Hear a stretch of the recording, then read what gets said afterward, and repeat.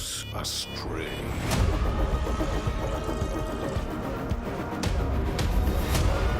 The consequences of your actions here are irreversible.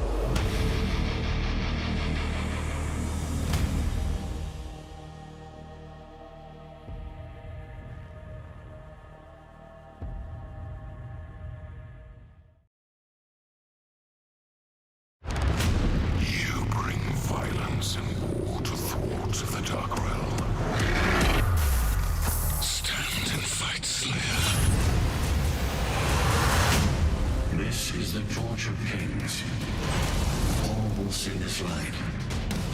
I know what your mission is here.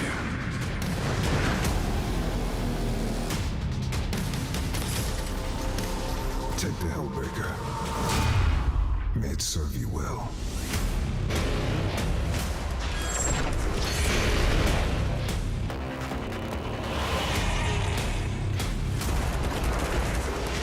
There are few who can complete this challenge. He is worthy. Come, brothers! Let hell tremble before our might!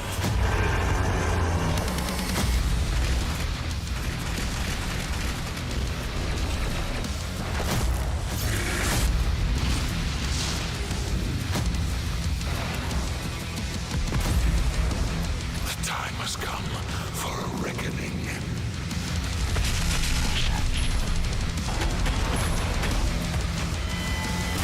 You will not stop my vengeance.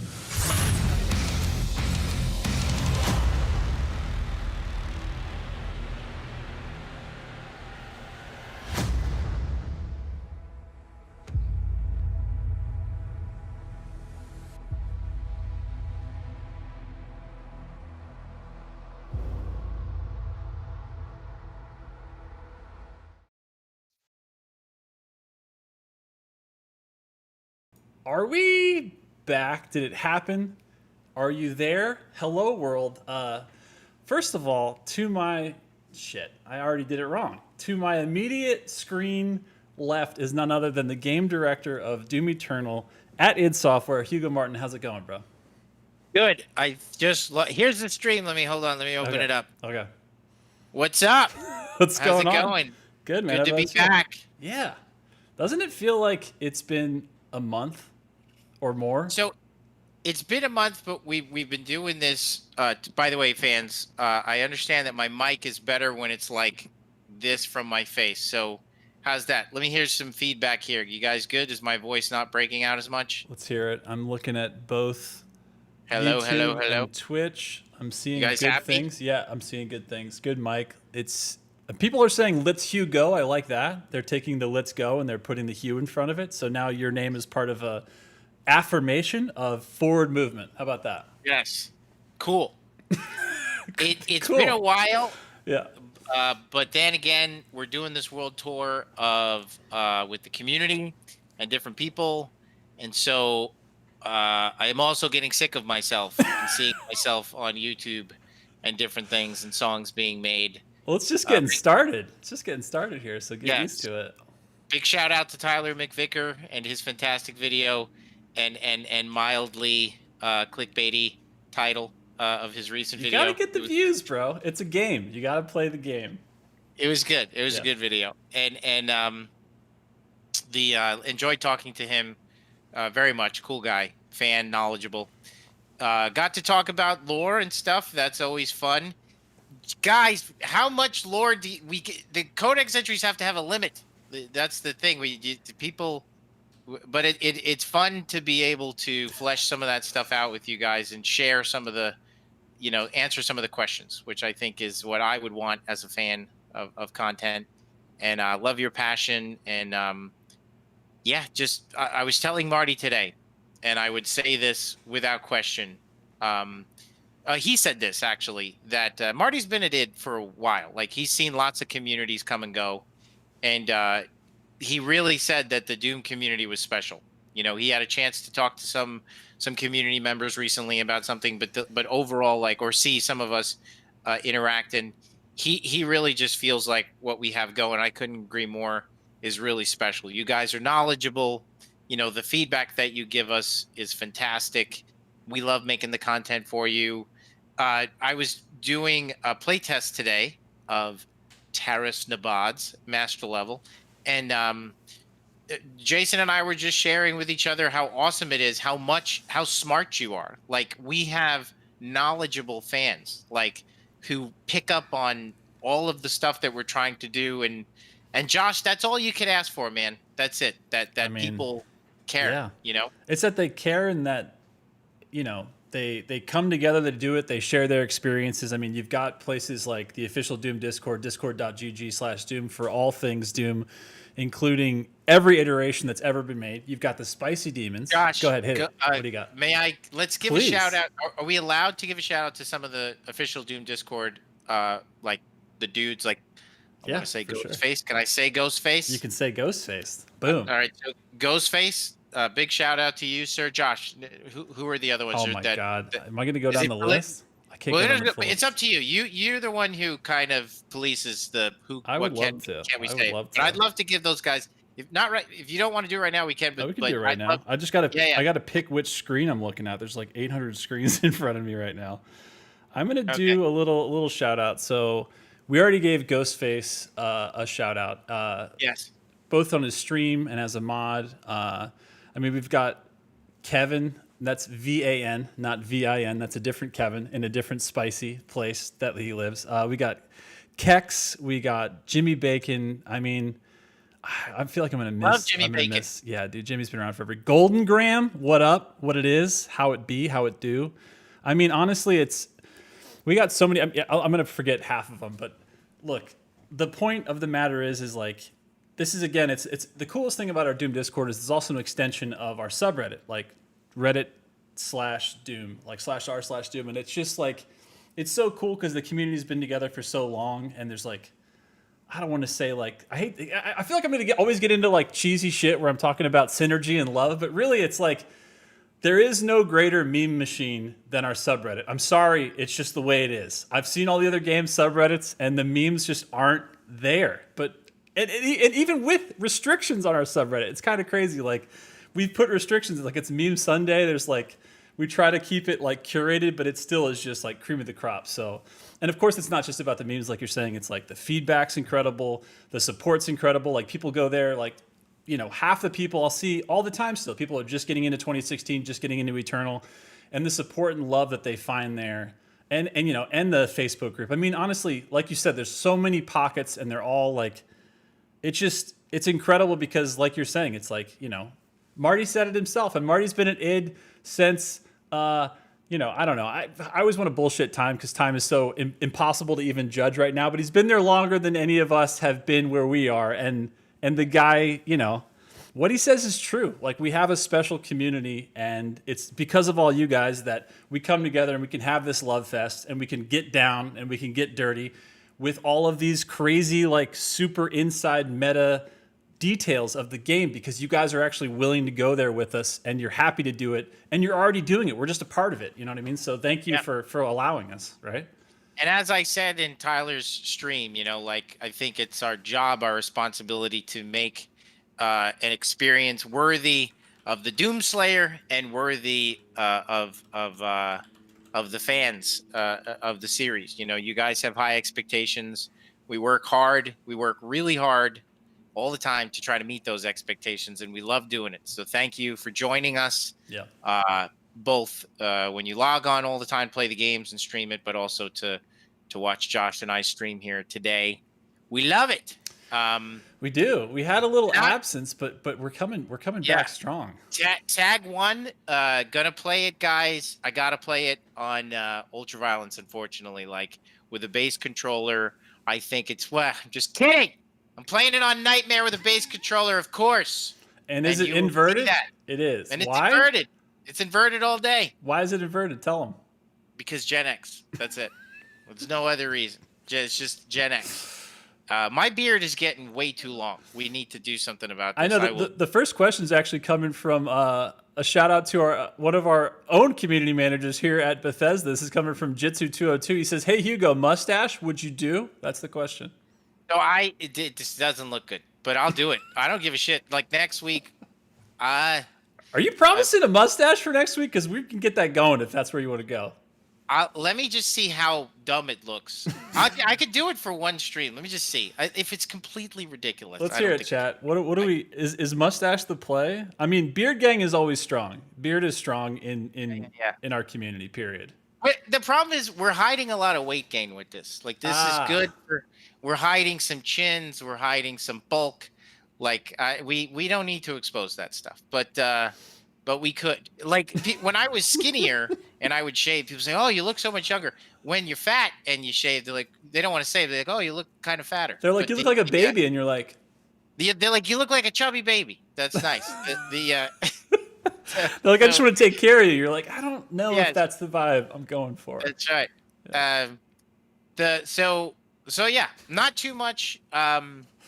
What's good? Well, the portion of the Mr. Rogers Nerd Corner show, the not too much going on recently with games. But what are you playing, sir? I have been honestly like, we've talked about how in the generation that we grew up in, like technology, whether it's portable or whether it goes to the full crazy next gen, not just next gen hardware, but the next dimension. I'm talking about, can you guess where I'm going with this? There's the dimensions we're used to. There's the screens that we look at that we sit away from. And then there's the ones we put right on our I don't know. face. We're talking about VR. We're talking about VR. Yeah. Yes. So Love it. I like how when I'm bringing this, it's like we're doing show and tell, and it's like, this is the PlayStation aim controller. This came out during PlayStation 4, right around or before I think the Pro came out, before they were switching between the first and second iteration of their the PlayStation VR headset. But this bad boy in Doom 3 VR edition is so tight because the way that it's mapped, like every time you move it around and stuff, it's your hands and whatever gun you have equipped, and it's lightweight. It's got all the controls in the right places. It just feels good. So what I've been doing is I've always wanted to use that thing. Oh, bruh, we got to get you one of these for real. We really do, because I see some people out there are saying that they've also been touched by the aim controller, and it is. Yeah, it looks like a neck massager. That's what it looks like. But look, if I put this thing on your back, you're going to be feeling right as rain in about 30 seconds or less. No, it doesn't do any. Actually, it does have a little bit of vibration when you're shooting down some demons. But yeah, Doom 3 VR in that space with, because it's got all the like the most interesting thing about Doom 3 that I don't know why I never thought about it, but like, again, this game was designed years ago. I don't remember the number. It doesn't matter. But the cool thing is when you're playing in VR, like there are so many areas in the game that you would almost think were designed for it, because stuff that's like claustrophobic and spooky is incredible in VR. It's incredible. Like, there it is. Exactly. I'm seeing people now sharing ideas and things that are almost like straight up massagers. Okay, look. I don't know if this has enough vibration to massage you, but it can get you through hell and a lot of Phobos and a lot of Mars. And yeah, man, like, both with like verticality and like, the same way that I remember seeing a recent thread that was like going on between like, Tom Holland, Romero, and Carmack, and they were talking about who made the decision that first imp in E1M1, in the original shareware version and Knee Deep in the Dead and Doom 93, like who put that imp there to be like, it's 3D, like we're selling the fact that it has like that verticality. That same idea in Doom 3 of just like when you're actually in the VR space, like you actually see it all the way around you any way you can look. When you're doing aim down sight stuff and you're actually looking up and down with Lost Souls with imps, it's very cool. Like, I'm not saying it's the definitive way to play Doom 3, but it's a definitive way to play Doom 3. You should check it out. It's a new way to play Doom. That's it. Yeah, exactly.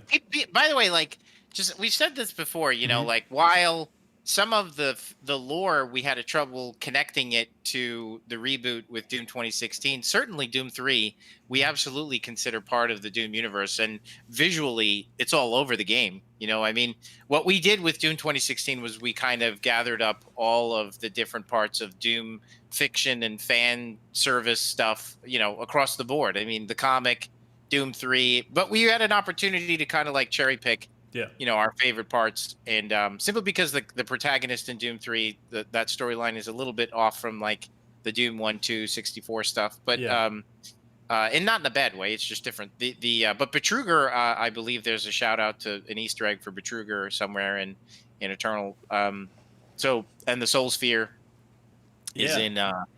Is in I believe it's in 2016. You guys still snuck a lot of stuff in there Easter eggy wise. Yeah, absolutely.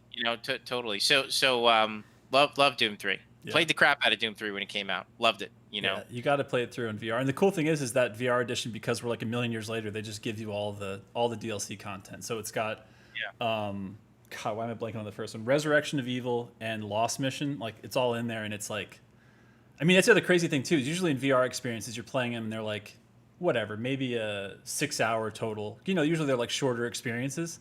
But this is just the full Doom 3, so I spent like 30 hours in this thing. It's nuts. It's crazy. I remember it's where I live now. I was gonna say, like, really, I don't know. I don't want these. I didn't have anything to do with these games, so I don't know that it would be considered bragging or anything. But has it ever really made a bad game? That's how I feel. Like, I remember applying to a job way back before I went to id, and they asked me. It was at a game studio, and they asked, like, what games over the last year or two that stood out to you and why. Yeah. And it was all id games, like, you know. And I it's funny when I think back on it. Do you want to work here or it was that? That's what it was like. It was like, that's cool. You should work it in. You know, and you're like, shh, maybe I should actually. Maybe that's not. It's such a. I really hope that QuakeCon can open up and we can all get together, because it's there's a vibe about id and the fans and QuakeCon, and it's all kind of wrapped up in Texas. That's like, it's just so cool, you know. And you know, Josh, when you come down here, dude, you know, the food, the people, the vibe. It's a great place, and and I want to be able to, like, after all this stuff, you guys, speaking to you guys out there, it's like, we want to be able to so badly just hang out, you know, all of us. It'd be so much fun. Like, QuakeCon is so much fun. Yeah. It's like Woodstock for gamers, you know, like, we just get to hang out and, like, till whenever. I mean, just walking around in our pajamas playing video games at 4 a.m. I mean, having like a 3 to 4 day LAN that never sleeps is just, I mean, you can imagine just doing it with your best friends. Very cool. Great idea. If you haven't done it, once you're all vaccinated and you can do it again, please do it or experience that. But then to do that with all of the like-minded people that love the same FPS that we love, it's like it's religious. I don't know how to describe it. Like, I don't know. It is. It's crazy. But look, I don't even know, like, if, like, people say, like, well, I've never seen a dev so, you know, connected with the community. It's just an id Doom thing, you know. Like, I tell you guys everything, you know, like, it's fun, you know, like, I mean, everything legally that I'm allowed to say. What'd you eat for breakfast today? Go. I had not grape nuts. I was gonna say, wait, how old are you? No, I'm just kidding. No, dude, I eat this Ezekiel, like, that whole grain flax seed. Oh, yeah. It's like if you microwaved dirt and then put raisins in it. That's what it's like. Like, if you microwave dirt, dried it out in the sun again, and then put raisins in it, and then that's what they put in a box, and that's what I eat. And because it's some pathetic attempt to, like, not get fatter, but it's no, clearly... this is good. I think this is going to somehow fit into, like, the, you know, you want to be a game dev category, you got to eat dirt for breakfast. This is like, somehow this fits in perfectly to this image. It's really good. So, like, it has, like, when you look at the ingredients, it's like legumes and flat. It's dirt. It's like sod. Like, it sounds like they're describing what would be in a piece of grass. I see. And it's good for you, and so that's what I had for breakfast. Damn. I don't get to train anymore, and because of COVID, and my wife will not have it. So fair. She deleted my exercise program, and I spend too much time sitting here talking to you guys and playing Doom stuff. That we're getting out of shape, Josh. That's what's happened. We're all eventually going to become that great potato in the sky, but until we do, let's hang out and have some fun and talk some smack. So speaking of which, what else you been up to this week? What you been doing? So not a lot of gaming, honestly. Like, well, no, I shouldn't say that. Playtesting the shit out of Taurus and the Bod. Like, we just had a big playtest today. You know, that was really awesome. Nice. And it is important for us to have discussions around that, because we desperately need to come together as a community. And I am asking you, but we could change this. Okay. I wanted to have pacing. I brought this up on Bite Me Stream. Right now it has it. It has highs and lows. Some of those peaks need to go a little bit higher. Jason O'Connell's killing it. He's killing it. Guy's a Guy's a madman combat designer. Awesome. We're currently, I think some of those peaks need to go a little bit higher. Jason's working on it. So to make sure that the challenge is there and fitting, in particular the ending. The ending is fantastic. But in between that, Taras Nabad is huge. It's a huge map. level. Yeah. You get fatigue, you get tired. So I wanted to have those moments where it's like, it's a combat, it's a what I call white belt encounters. You got to have black belt encounters. You got to have combat puzzle encounters. There's got to be a couple white belt encounters, a couple two Hell Knights in a hallway. Just feel good about yourself. Just Don't worry some about resource it. gain, just some easy. Just cleanse your palate. That's it. Just and maybe some just some fun puzzles, memorable stuff. I will say that it's challenging for us to be able to make some of the unique encounters that we can with DLC 1 and 2 because we don't have those chess pieces. Like we don't have a spirit, and we don't have turrets, and we don't have stuff like that. So it's a bit of a throwback master level in that regard. Okay. But we're still, we're going to get some of those unique encounters in there. But it's like in 2 seconds, we could make it hard. I don't like it. It doesn't feel good when it's like that. Right. So I want to hold on to pacing unless, what is chat saying right now? Chat, just say pacing with the proper spikes of difficulty. So when I say pacing, I mean a well-paced highs and lows on a scale of 1 to 10. You got to have your 10s. There's got to be 1 or 2 11s. Then there's got to be some 7s. Then maybe a 3, and then a 7, and then a 3, and then an 11. I'm seeing most shouts out for pacing, and by most pacing, I mean like 90-something%. I'm not a mathematologist. I'll let you know.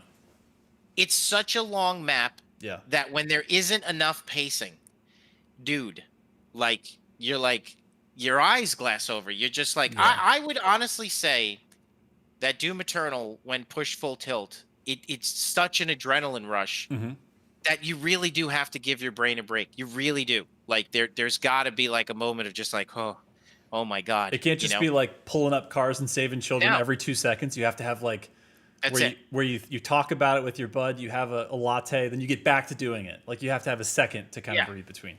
So the chat is saying pacing. I'm seeing pacing. It's either pacing or people want 15. You know what I mean? It's one or the other. Should do this exercise. Name one person in the chat who said pacing. Give me a name.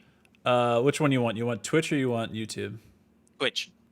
For Twitch, musically inspired. Great name. All right, musically inspired. We're gonna have pacing. You asked for it. If they don't like it, it's your fault. That's it. That's how it works. You've just been nominated as the person who's responsible for this. A lot of responsibility. That's why I ask, is so that way I have someone to blame. Because that's what I'm going to be on Tyler McVicker's show 2 weeks from now, being like, the fans. No, I'm just kidding. The guy was musically inspired. The guy or girl, this is what their idea was, and we went with it. They said it was the best thing to do. Listen, I just do what I'm told. Listen, it's of course, it's my choice, and I'm with you. Like, I'm glad that people are saying pacing because that's how I feel. And look, if people said otherwise, and I felt like there was a passionate, like if the vote was to not have pacing and you want it to be just relentless one encounter after the other, sure. There's no way that feels good. It just doesn't, right. But damn it, we have to make sure that when we decide to turn on the heat's got to bring it. And in particular, what I'd really like to save is while there are some 10s throughout, it's got to be the right amount of 10s throughout. Yeah. I think the ending's got to be like a 13. Like, I think that's fair. I think the finale really needs to take it. And we've got great people working on it. So that's been the majority of the gaming stuff. Yeah. Once we shipped Tag 2, and all the life stuff that's going on. Yeah. And it is springtime right now in Texas. So the temperatures that's are like dropping. like a 2-degree difference or something than the other month? Yeah. For other seasons, right? Okay. Well, we had a really cold winter. I mean, it was freezing. You had a bizarre one, yeah. So what that means is that the largemouth bass, they go into pre-spawn and get prepared to make their babies. Okay. And bass fishing is one of my biggest passions. I have many passions, and that is one of them since I was a little kid. And so we're doing some of this, Josh. This is some Oh, Kitech, damn. some Kitech swim baits. Where I just happen to have this in my pocket. I'm not kidding because I was fishing last night. I do the kids. Is that a Kitech fish bait in your pocket, or are you just happy to be on stream? Go on. What were you saying? So it's funny because, like, you know, I'm a dad, and we got to do the dad stuff, and then we got to do the game director stuff. Yeah. And then somewhere in there, I have to, like, do like eat and shower. But then, so I kind of can only fish at night, like, and that. It's very scary, like, because I'm out there by myself. Oh, okay. And it's like midnight. I mean, if the bite is on, I've been out there to 2:30 in the morning, like pitch black in Texas, and I'm like, I'm gonna get. So I don't know what's gonna happen, but like I always imagine like I'm gonna see Samara from The Ring, just like standing there, like vaguely, like in the woods, like what is that? Is that like a is that Samara? You just gotta check for CRT television, so there's nowhere to crawl out of before you start casting your reel. It is so scary, but and then the snakes, like that's when the snakes come out. The whiplash. So, yeah. If you want to know where I am at midnight during the spring, I am fishing for spawning pre-spawn, post-spawn bass, and killing it. By the way, caught last night 2, probably 3-pounders. I mean, I had my scale with me, but I didn't bother. But they were friggin' massive. And then one that broke me off, the one that got away.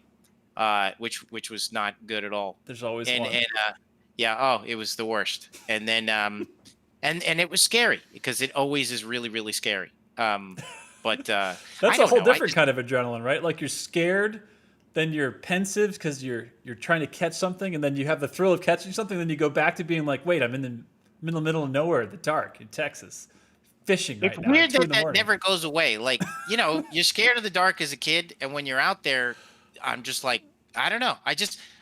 That's why that movie, Hereditary, in how it so perfectly would just have people standing in the shadows. Yes. Like there's just like this naked person. Yeah.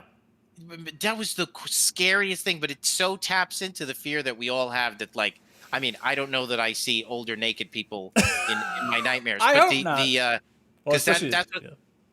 Yeah, in that film, that's what they had. You'd walk by and be like, "Oh my God, there was a person there, and they were not clothed." That was really scary. Yeah. The mine is Samara or something else. I don't know. It's scary.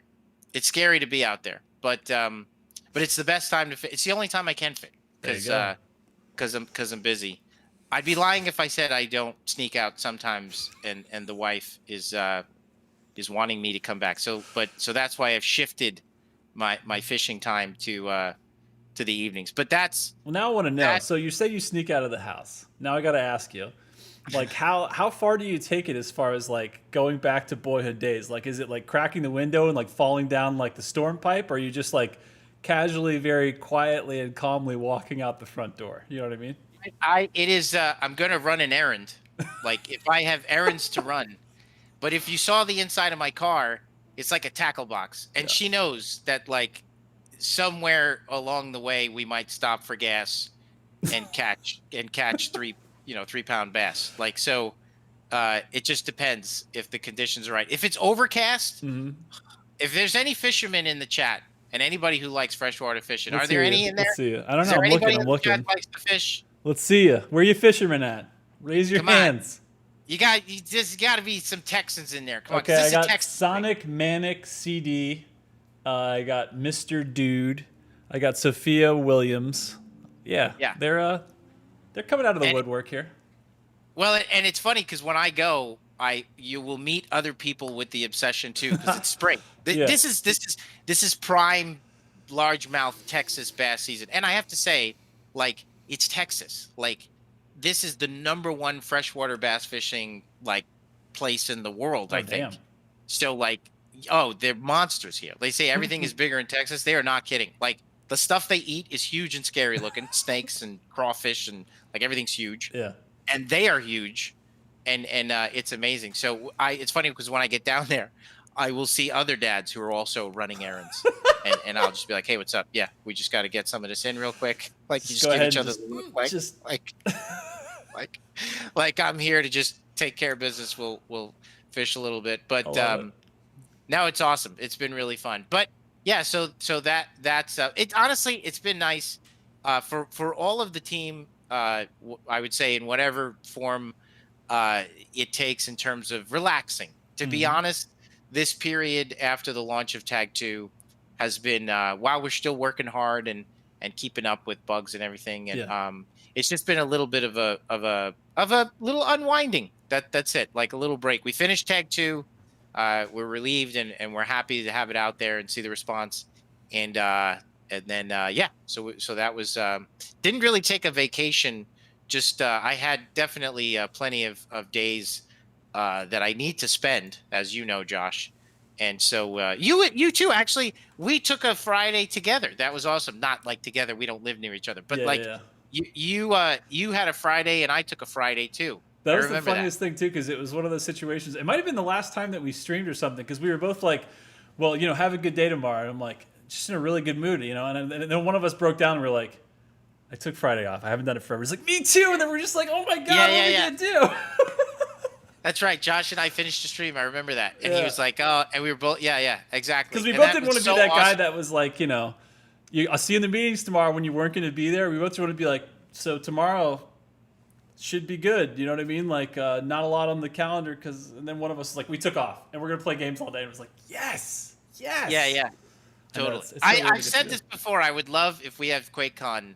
I'd love to take some of the fans fishing. That would be amazing. Oh my god, that trip but, would be amazing. But here's the thing: look, we will figure out. Okay, the world is still in a crazy place right now. We have no idea what's going to happen. All the states, all the countries, all the whole world's trying to figure this whole thing out still and get everybody vaccinated. So, in case we don't get to do QuakeCon together this year in the way that we're all physically in the same place in Texas, we got to figure out some craziness to do it. We did it online last year. It was amazing. It was awesome. We all felt connected. We all got there. Huge shout outs to all the QuakeCon staff that was still keeping it absolute 100 on Yeah. Discord in that place. But we'll have to figure out some stuff. We might, if it goes virtual, we're going to have to figure out a way to fish. We're going to have to do it. There's all kinds of fishing games. We're going to have to figure out the best one, and we're going to get in there. We have to do this. It has to be a thing that we do. Okay. Yeah, no, it would be awesome. Like we could have battle mode tournaments, and obviously we could have some single player Ultra Nightmare runs and sure. speed runs and different things. Like, Yeah. And again, just play anything we want. I mean, we could all just play whatever together. That's right. But I will say, so nice to get out of the house and Yeah. unwind and stuff like that. But very anxious, doing lots of research, and that's part of it too. You just kind of are able to step back, reading Joseph Scott Campbell's The Hero's Journey again. Oh, damn. I need to do a deeper dive on that again, and then Classic. just now getting back to it. I had a Ghost of Tsushima run that I had started, and with DLC, had to put it down. Fantastic game. Want to get back to it. I still have this sitting here for way too long. Ooh. Resident Evil 4. Never played this. Gotta play this. I have to play this. I want to play it so bad. Here's what's funny is if you wait a little bit longer, I swear to God, that one's the next one to get rebooted after Village. Like, it's gonna happen. It's happening. I know. I know, but it's like it's It'd be this nice to game have the that contrast, right? it bothers me that I haven't played that. That's so fair. That's fair. I do just want to play it, but and that's it. Oh, and we got a bunny. So Oh, what? yeah, You got a it's, family bunny? You have a lot of pets now. dude. It's It's like just PetSmart over there. seriously. And yes. What's the bunny's name? I gotta ask because everybody in chat is popping off with. It's my daughter's bunny. It's a widow. It's a black. It's Ooh. very cute. I mean, it's That's the cutest thing. I mean, she named it. I don't know, but That's a good name. Man. Yeah, we have 2 dogs. We have a cat. We have a gerbil, and now we have a bunny. Jesus. So You guys are like Noah's Ark over there. yeah, It's getting biblical.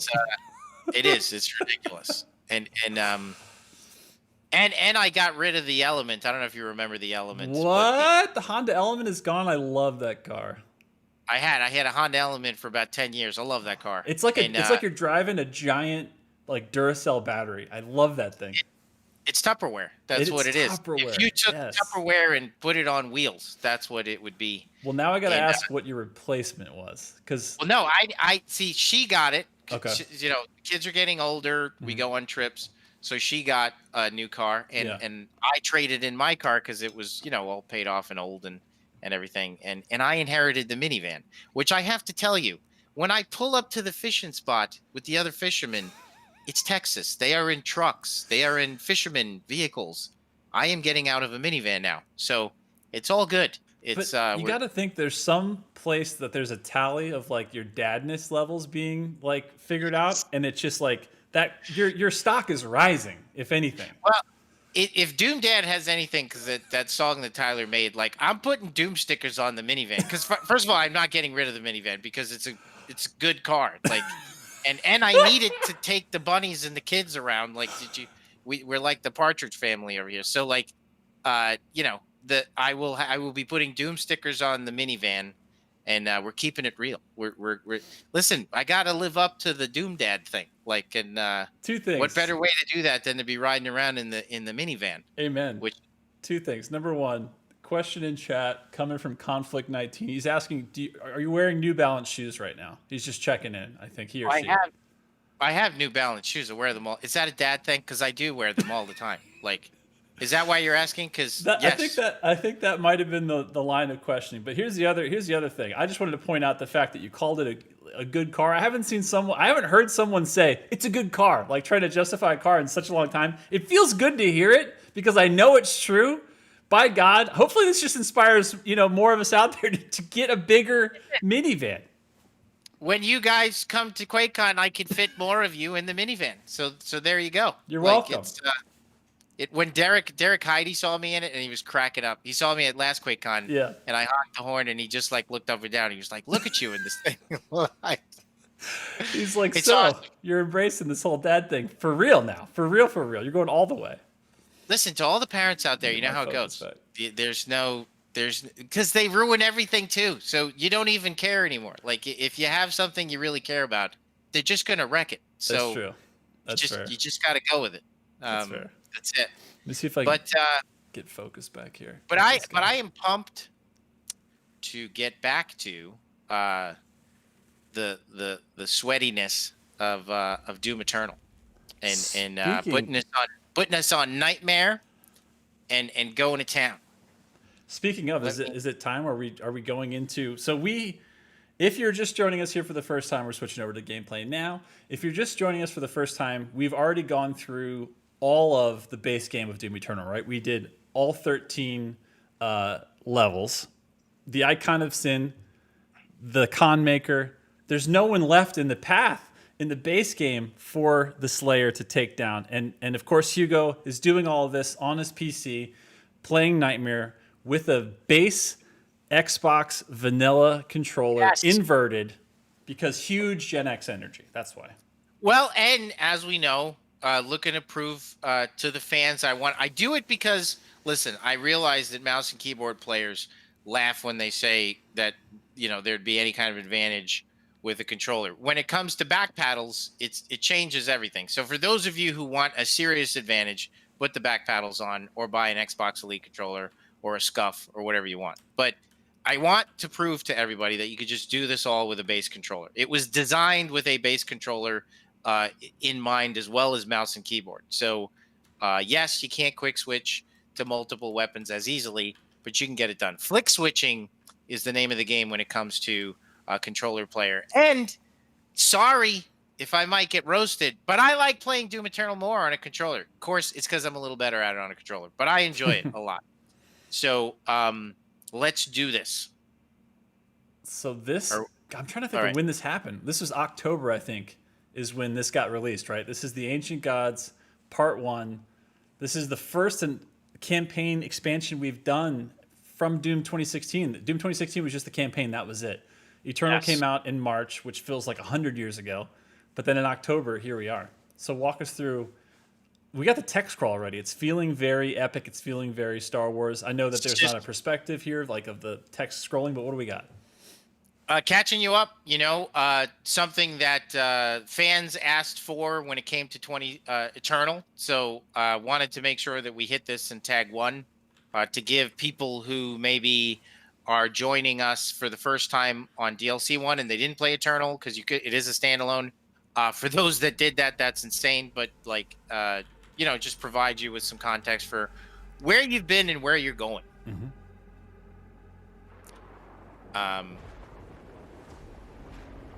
This is the Ark have a ship where they've moved their base of operations, and we meet the intern, everybody's favorite human character in the Doom universe. People say this all the time. Yes, the intern is modeled after you guys. Like, he's basically a fanboy of the Slayer, and it's a good narrative device to be able to have a character in your story who kind of takes the position of the audience. Again, it's just kind of this theme where it's like we've got the supervisor who's, you know, let's be honest, kind of a putz, and the intern is really the one who knows what's going on.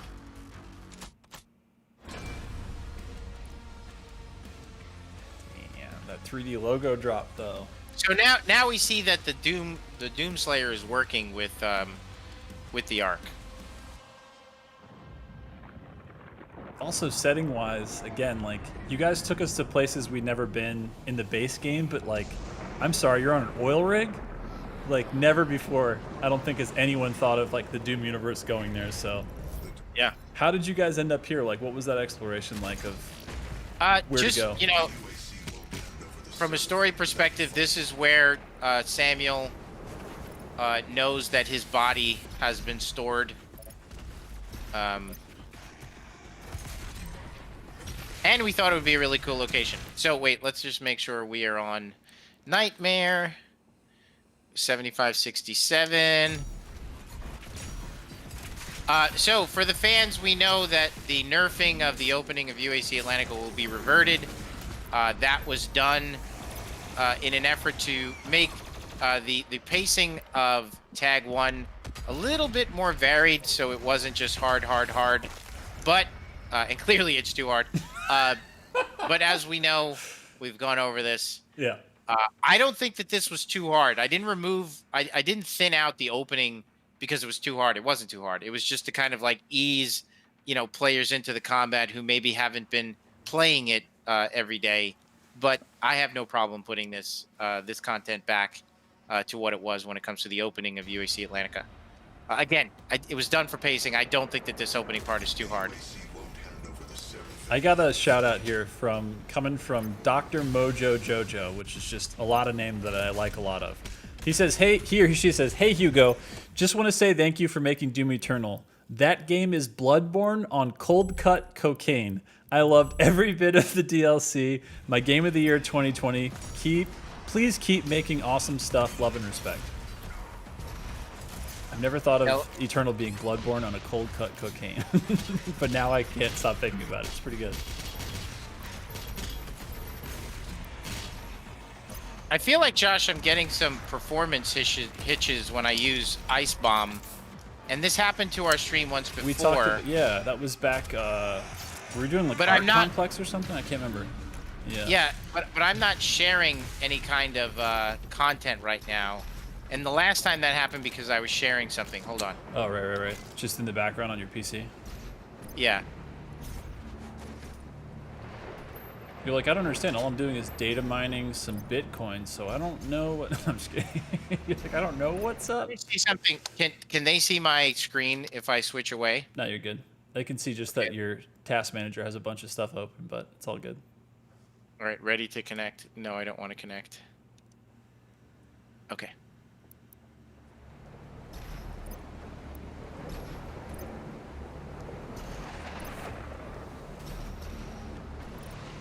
Yeah, it feels choppy to me. I don't know. I don't have like a frame count on, but it looks pretty smooth from this side. What do you guys think?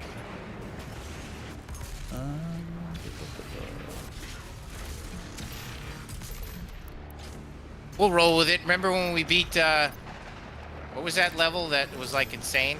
I think it was Art Complex.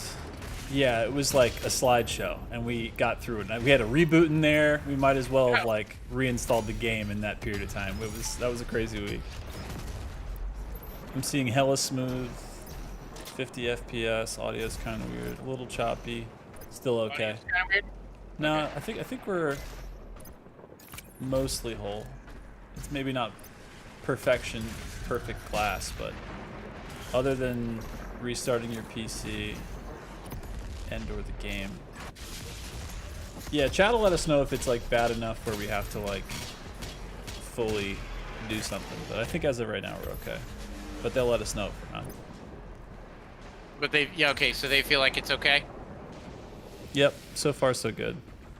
Okay.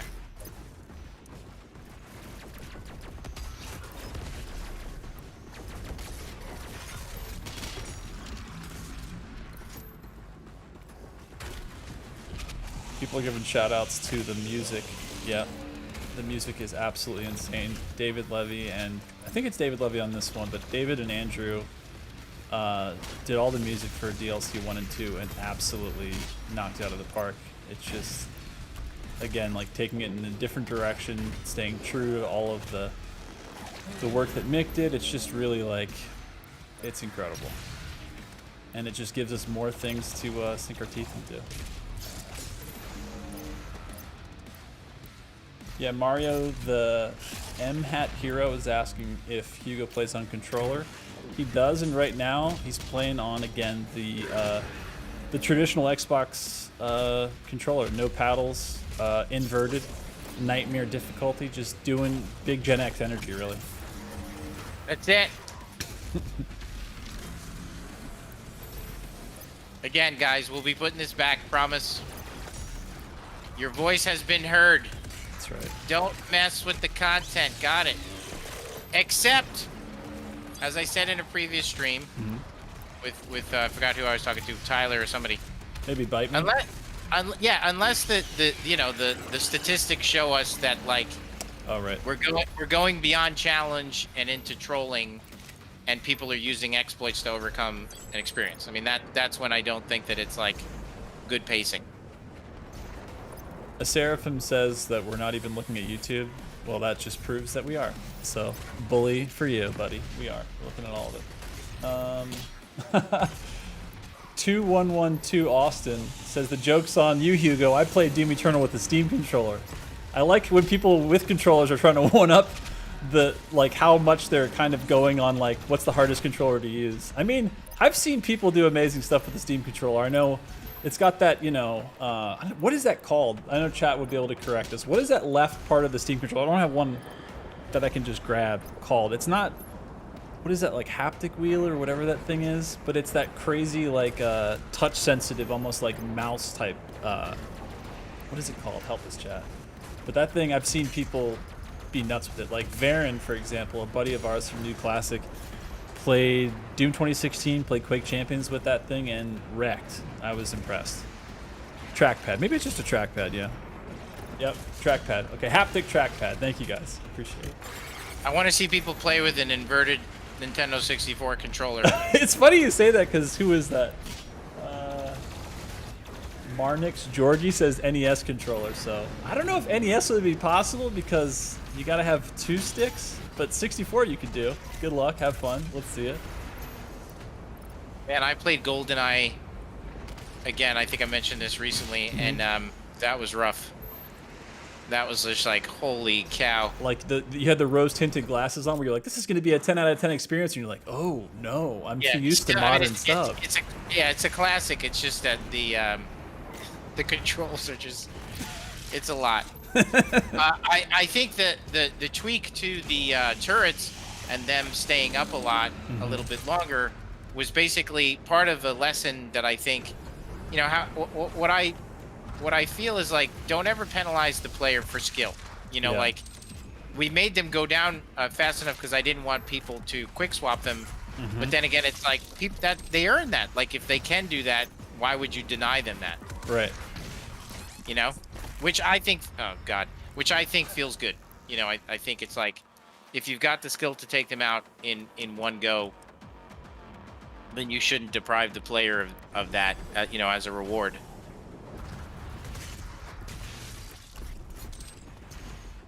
And I also think that any sort of design choice that requires the player to wait on something too often is going to be problematic. Obviously, we do it sometimes in the game, and I think it's fine. But sometimes I think it's you know, I found that waiting on these felt tedious. Oh, that was weird. That turret just pieced out. Got scared. Can we also just give a shout out too, especially when you're in this open area? Like, I don't know who, I'm sure it's a combination of a lot of people at id that made the water droplets on all of the guns happen, but I never get sick of it. It's such a cool, understated feature. It's beautiful. It's one of those things you never thought you needed until you saw it, and you're like, nope, I needed that. Thank you.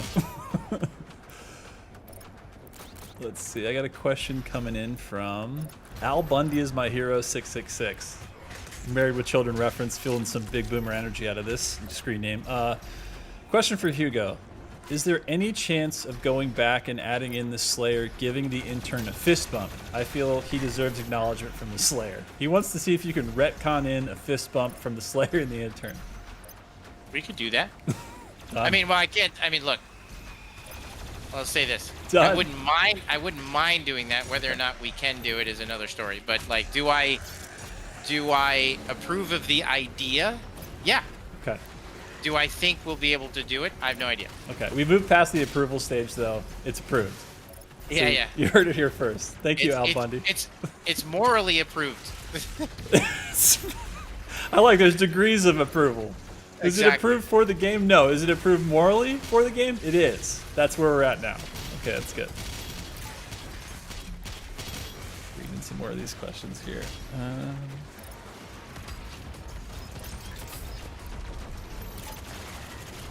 That's too complicated of a question to ask in the middle of all this combat. I'm going to get back to that one. Let's see.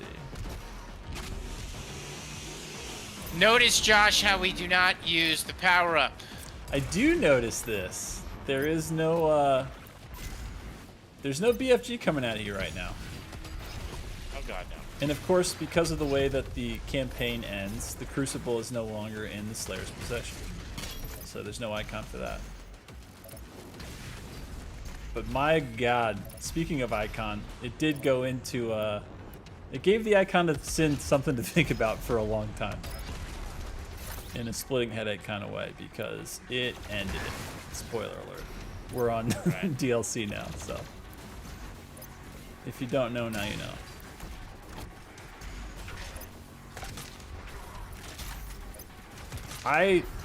I worship these arenas in this map. I love this map so much. And again, Richie. Yeah, let's give a shout out. Who is this? Who is this design? Rich Eastwood. He's the level designer on this? Yep. Insane work. Mr. Eastwood. I feel like you're related to Clint because I could just think of a million one-liners from Dirty Harry, but I don't know if any of them are appropriate. All I know is that this level is got the good. Here, let's Look, use BFG this. is out. Just getting rid of it. Kill the imp. Yeah, I got him. Found him somehow.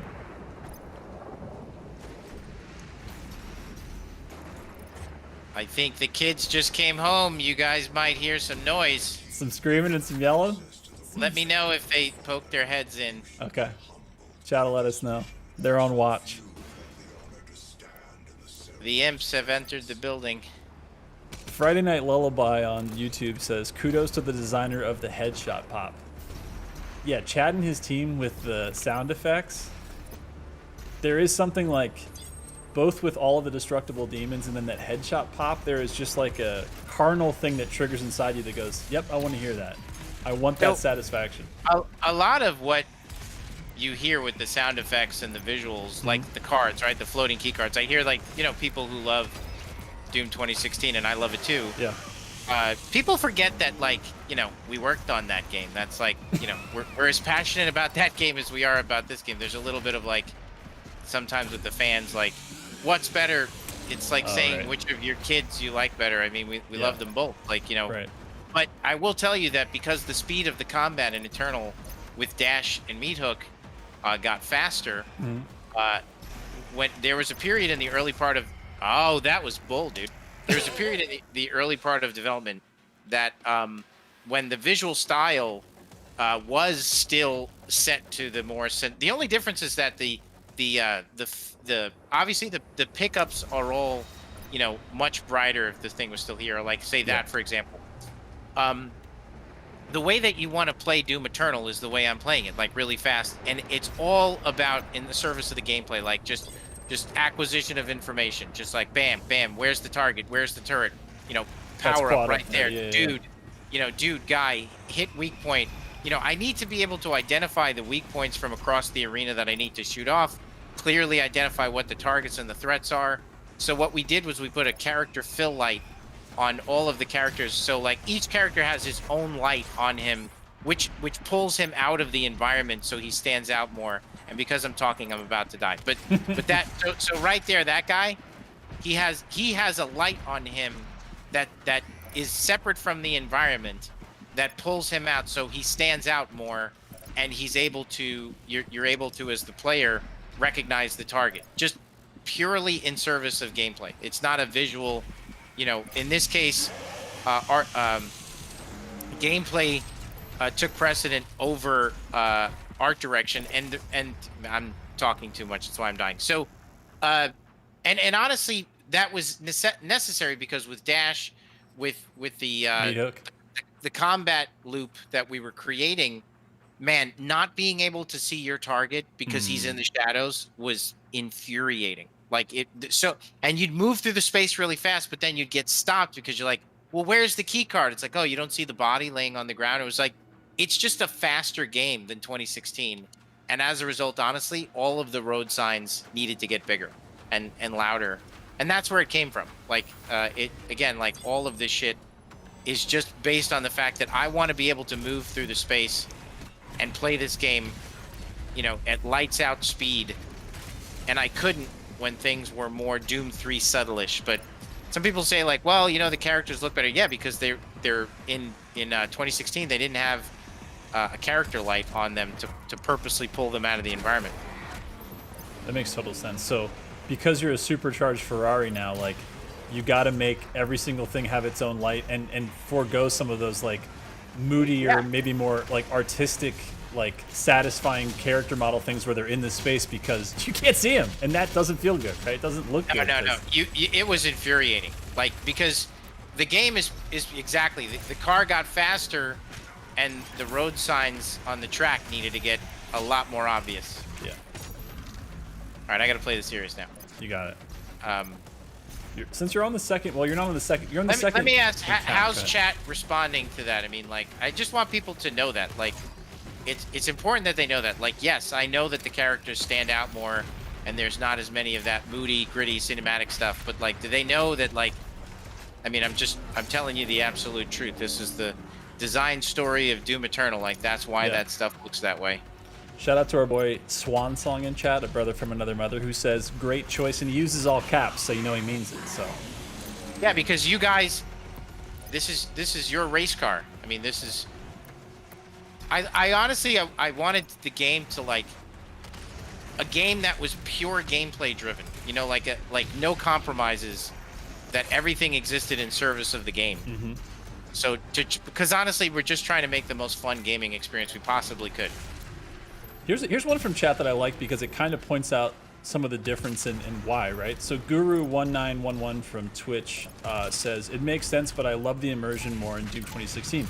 But that's the important thing that he or she points out there. It's, you can have the immersion more in 2016 because it's more about the environment and about the journey than it is about the gameplay, right? Gameplay is secondary to that. It's a slower game. Yeah. Like look what I'm doing. I mean, I'm trying to land a headshot from across the arena, and the fact that I could even consider doing that is only because that character has a light on him, right? And when it comes to, like, the abilities and things that we're asking you to do, like right there, it's like desperate for health, need a guy, there he is, I could see him, clear as day, landing those type of. All right, I don't want to die.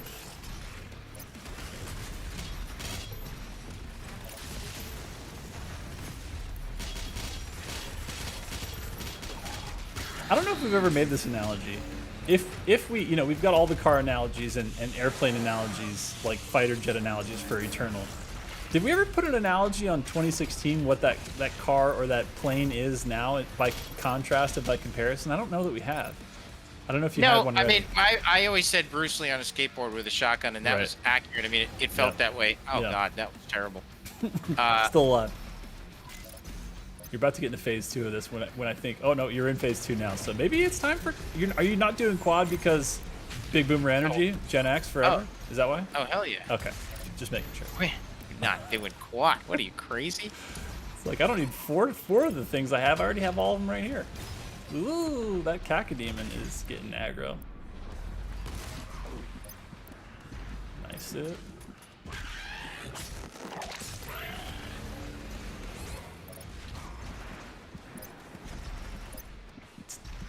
I love, again, I know that you guys talked about this. We haven't talked about this in a long time, though, about how in Eternal you guys made the conscious decision to kind of like weigh and figure out how much damage you take and kind of get you in the option where you can stay at the brink of death and actually have a chance to get out of it instead of just like weighing everything equally and making it so that if you get hit with something big, you're just insta-dead when you're like in that, zone where you could die.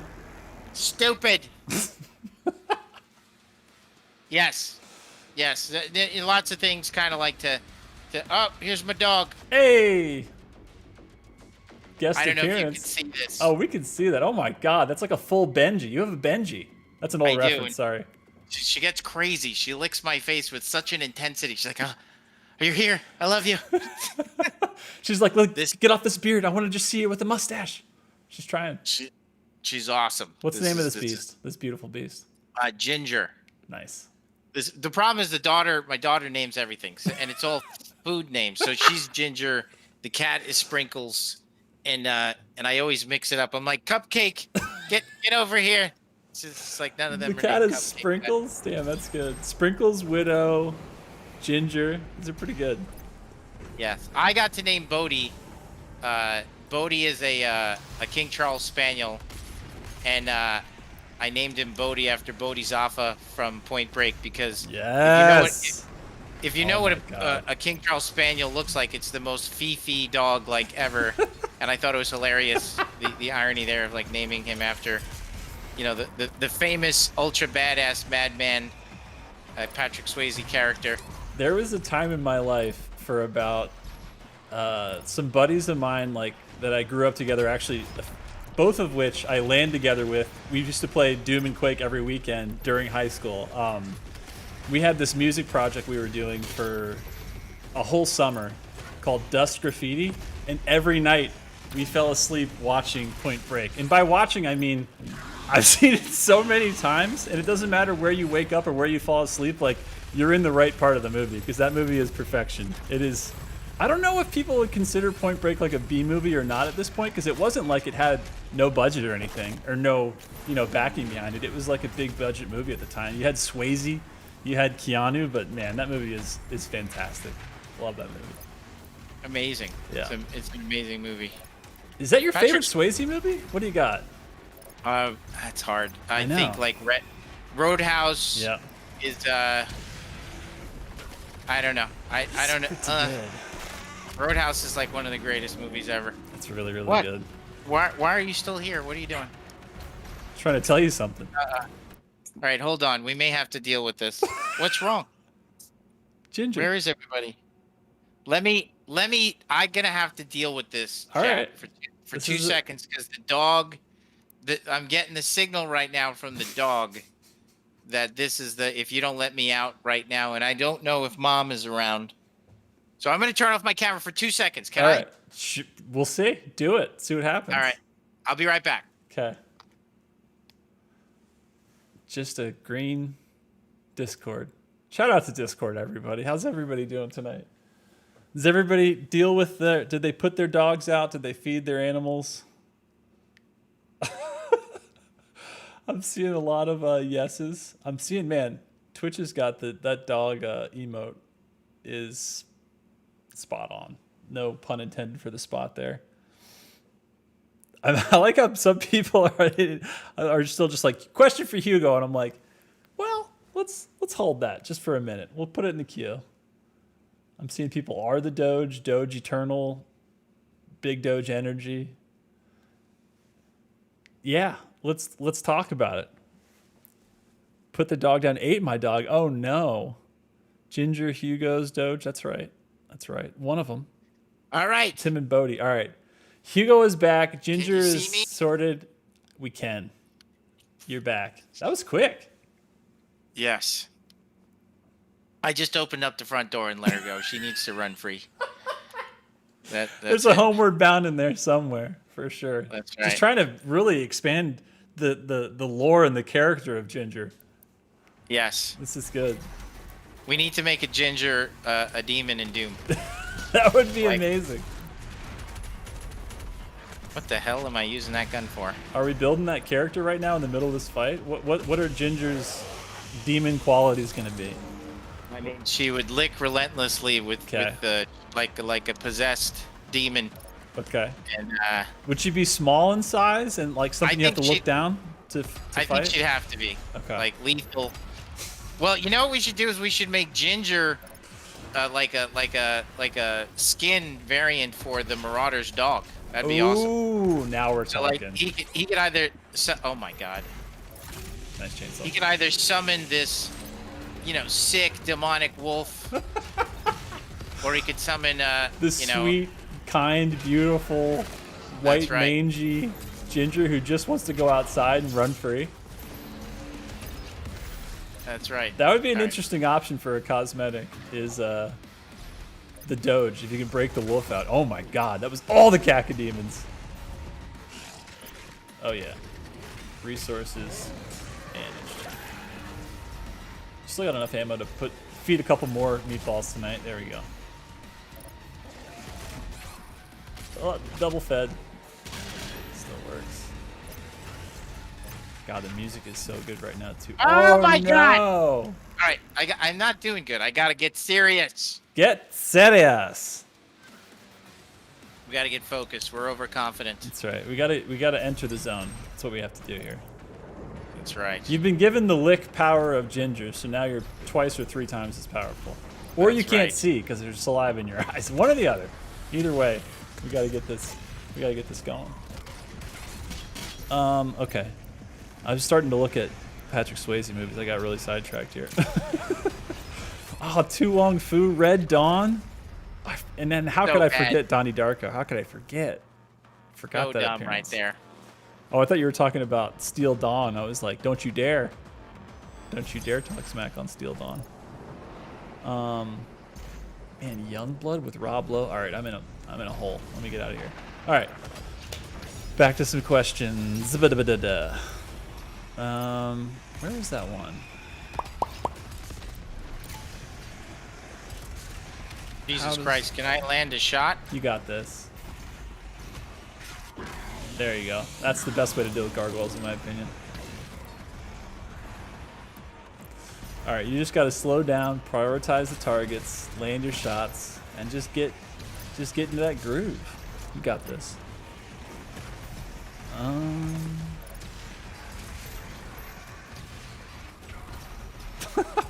Oh man, this is a very Texas question. You ready for it? Because we're going to Texas with this question. This is coming from our buddy Simplu. The question is, hey Josh and Hugo, got a question. Knowing that id Software is based in Texas, and I myself am a resident, I've got a super pressing question. Okay, here's the question. Was the what you sellin' sign in Hell on Earth subway inspired by Whataburger? I don't know if we can say that legally, but we could maybe say indirectly. And if so, if you guys eat at Whataburger, what are your favorite meals? I don't eat at Whataburger a lot, and it probably could have been because the artists like to do a lot of cheeky stuff like that. That is true. Oh,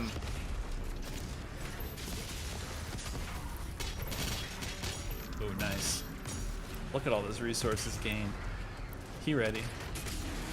Have you ever had, I gotta ask though, because I actually love me some Whataburger. I'm not a huge fast food fan in general, but when in Texas, like Whataburger is a place I always go. Have you ever messed with their chocolate milkshake? Because however they do it, it's almost like there's like little like icicles in there. I know that sounds totally insane, but you know, usually like the traditional milkshake is like very like ice cream heavy and kind of like smooth and creamy, but theirs is more like, it's not an icy, but I don't know how to describe it. Help me out, Chad. It's almost like it has these little, like, it's made up of like a bunch of little tiny pieces of ice, and it's not even that it's chopped up, it's just how it comes out of that machine. I am obsessed with Whataburger chocolate milkshakes. Also, they have spicy mayo, which I know chat loves them some spicy mayo, because I'm seeing shouts out for that right now. So, and as far as their meals go, all their burgers are good. I don't discriminate that much with burgers when it comes to like when you're already there. I mean, you can get fancy, but a little bacon, a little ketchup, a little spicy ketchup, a little mayo. You heard me say it. Are you somebody that puts mayo on the burger, Hugo? Because I know that's a controversial topic for some. Some I mean, I don't mind it. It's Okay. good. If I feel bad about it because it's intense. Yeah, that's fair. A little It's bit kind of of like, can you make this more unhealthy? Sure, that's fair. It's like, can I put a little ice cream on top of that like piece of pie? It's like, yes, you can, and it's gonna be good. Fucking knew that was gonna happen. So stupid. You just love this arena, and so do I. I don't even mind it. I'm not even mad about it. Plus, we're only playing one map tonight, so let's stretch it out. Let's stretch those legs. You know what I mean? Yes. Let's really show the full spectrum of this arena from all the angles, because they're all dangerous. Also, I know we talked about this maybe when this came out initially, but like, how did you guys come up with the idea? Because it's so rad, and like all the community immediately were like glued onto this idea that essentially, like, when you played this arena through the first time, you're in the second phase of it now because you've already gotten the key. Like, when that match is over, and by match I mean I'm just calling like the individual arena fight itself as a match. Like, it feels good, and you're like, damn, I love this map, I love this arena. That was such a cool fight. Like, in the Eternal base campaign, it's usually like one and done with the arenas, right? Like, there isn't a lot of like going back and having like different encounters in the same arenas, but y'all double down like crazy in the best way in the Ancient Gods Part 1. Like, what was that decision like as far as like, how did that come to be? Where you guys were like, you know what'd be cool is if we actually like step up the encounters, but we do it like, we actually separate them the way that, you know, almost like old school like escalation encounters are in Eternal, or like 2016 is, where it's like there's multiple phases and you kind of like have to get through one to the other, but there's a break. It's not just you know, wave 1, wave 2, wave 3. Like, how did that come to be in this? Just pacing, you know, like really focused on trying to make sure that the everything is always kind of in service of like a well-paced experience. So like it felt appropriate to be able to, you know, kind of like make a part 2 of this experience. Hell yeah.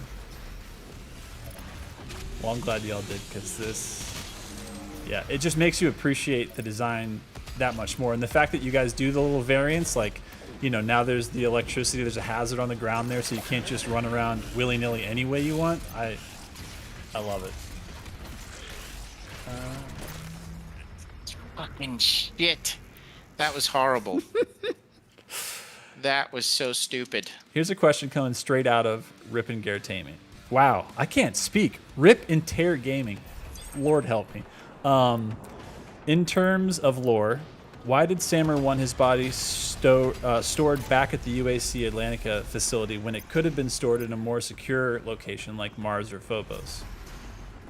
I mean, I think he considered this a secure location. There's also, like, you know, discussions around, like, the story of how it got here and, you know, who was involved, and Samur's, you know, whole backstory of, like, his connection with his body, his connection with his original body, you know, and the backstory of his character.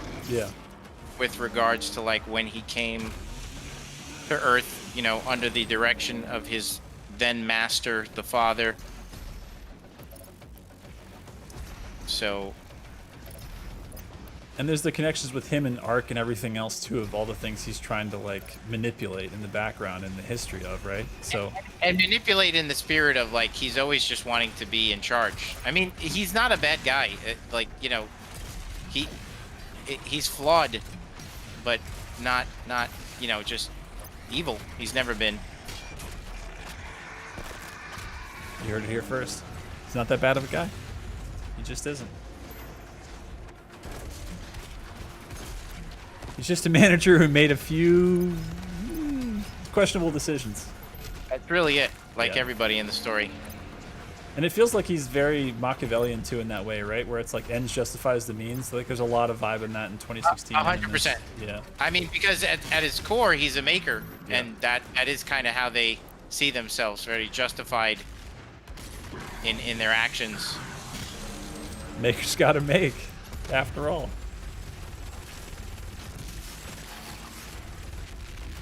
God, how many times am I gonna fall back off that thing? You just need a little more space there. All right, you got this.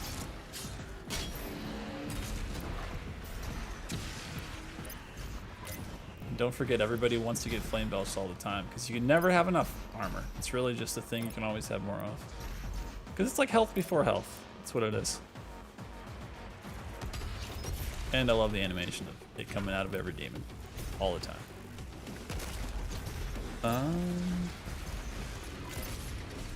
Aw. Awesome Kickass says, Josh, I just got off work at the grocery store. I got some fries and pizza to chuck in the oven, so I'm doing great. Awesome Kickass is the perfect name for your screen name because that is, you are doing all the right things, my friend. So thank you for being here. Thank everybody for being here. Let's see. Mars and Phobos more secure. Good one. Andrew Lee is taking a jab at Rip and Tear's question because he's like, yeah, Mars and Phobos more secure. Is it? I think we've proven that there might be some security risks there in a few other Doom titles we've done.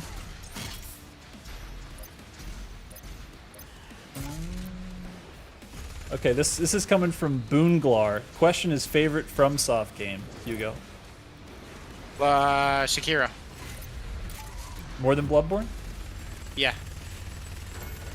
How come? I think the I'm just look playing of devil's Bloodborne is better, and the world of Bloodborne is better, but the game of the video game of Sekiro is better, and ultimately, you know, that's what I care about.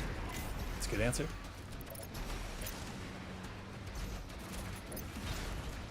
I'm like a Bloodborne apologist, so I can't. Even if Sekiro has a much tighter system that actually rewards you for less repetitive action and more precise timing, I'm so drawn in by that art style and basically the lore and the madness of Bloodborne that, like, even though it was not my first FromSoft game, it feels like my first. It just feels like that special, like everything just clicked. You know what I mean? Well, I like them better than Dark Souls because they're more offensive-oriented games. Mm-hmm. You know, both of them. Whereas Dark Souls gets a little, which is fine. It gets a little fantasy magic-y. Sword and board more that, like, you have to defend, you have to watch their attacks versus, like, I mean, that gray health system they did in Bloodborne where you lose health that you can gain back by attacking because they're trying to make you push forward, like, that changed the whole FromSoft formula. And then they did it again in Sekiro with how they, you know, do blocking and parrying. It's incredible, and making you do it. That was the cool thing, right? Is like in Bloodborne, technically. Oh my God, my brother. I'm gonna talk about my brother for a second. Sorry, Ben. So my brother played almost all of Bloodborne, never having parried. He never used his blunderbuss the whole damn game. Because we were talking about part of the DLC. We were talking about part of the old hunters, and I was like, yeah, you just go behind them, and then as soon as they attack, you just, you know, L2 and then you know R2 or whatever. And he's like, well, what do you mean? I was like, well, when they attack, you know, right before they're about to come down, you hit your blunderbuss and you stun them. He's like, what are you talking about? I'm like, what buttons are you pressing this whole game? How have you gotten this far? What are you doing? But yeah, That's awesome. Yeah. I hear people do that with like what is it? Breath of the Wild, where like, you know, I'll have friends who like don't parry, you know, and I'm like, Jesus. well, how do you beat the Lionels? They're like, I don't beat any Lionels. I'm like, well, how did you finish the game? They're like, oh, like it's a testament to the game that like You can play it any way you want it to. You want to explore, you want to go up every mountain, do it. If you don't, get to the bosses and figure out a way to outsmart them and get out of there. Yeah, that's crazy. This is like picking our favorite children, but Nene Papa 3000 on Twitch has a question for both of you. What's your favorite demon? I mean, the Marauder, I would say. I like fighting him the most. I think what he brings, the value that he brings to the combat is so critical. I mean, that piece that you guys added that had never been in a Doom game before, where I just love the way that the approach was for the Marauder, where it again, like, my favorite part of Sekiro is how the biggest threat in Sekiro is something that's the same size as you, that has the same ability as you, right? Yeah. And like in Eternal, I mean, the Marauder, it's that showdown of like two warriors going head to head, same size. You know, he's got a super shotgun, you've got one. Sure, you have a meat hook and he doesn't, but pretty fair. He's got a doge that attacks. You just have one that leads you to places. So I think it's a fair fight. But yeah, you guys did insane work with that. And I love how that was such a polarizing thing right when the game came out, right? Like, people were like, I mean, honestly, it's like, name me something good that isn't, 100%. Like, I'm sure you could, but I'm just saying, like, it's bold. Yeah. Like, I feel like a lot of design decisions that are bold, are at first can be a little bit controversial at first, but I think it's a matter of like, and look, some of the controversy around the Marauder was warranted because there were some bugs. I mean, like, there's some of those moments where you thought you should have countered him, you should have, because you hit a bug with the staircase or like, different things that our community has helped us identify. So that's all valid. I also think that a lot of people who struggled with him at first didn't know that he was vulnerable to 2 and for expert players 3 attacks. They would shoot him once and then not shoot him again. Which, could you imagine for all of the oh Jesus Christ, keep doing this. For all of the fans out there that know how to fight him, if you only shot him once. Oh my God, that fight would take forever. It'd be so stressful. And that's what happens. Like, there's a lot of people who didn't know that he was, vulnerable, and that's why we added the stars, because I think that we were way too subtle with the idea that, like, oh, don't you see that he's, vulnerable? Right. That he still has a window for making attacks happen. Sure. Yeah. So I think it's like, if we're going to be that obvious with the glory kill state, why are we not that obvious with a stun state? Right. That's fair. And I think the stun state, as it was defined by the hammer, is something that we could really own in the future. I think it's a really interesting component to a first-person shooter that, like, you could, it's kind of like a fighting game, like, like just take falters and make them more a part of the game, because I think, the community who's picking up on falters and how cool they are, I think there's something we could do with that. What the hell am I doing? Blood punch him? Okay, I was like, I thought you were like saving the blood punch for somebody else. There you go. No, it's true though. I mean, just like you said with everything else too, of making all of the signs, bigger, like the road signs, and giving the characters their own light. It's giving the information visually to the players, because they're going so fast. They need to be able to prioritize what their plan, which they're changing every quarter second in this game, right? Yeah, like look how crazy this game is in terms of like the shit we're asking you to do. Yeah, it's true. Oh yeah, oh yeah. Get in there, blood punch him. Oh, why did I put my shield down? It's so stupid. You really wanted to go mano a mano, but he's got the flame lake, and that thing hurt. Yeah. That thing hurt a lot.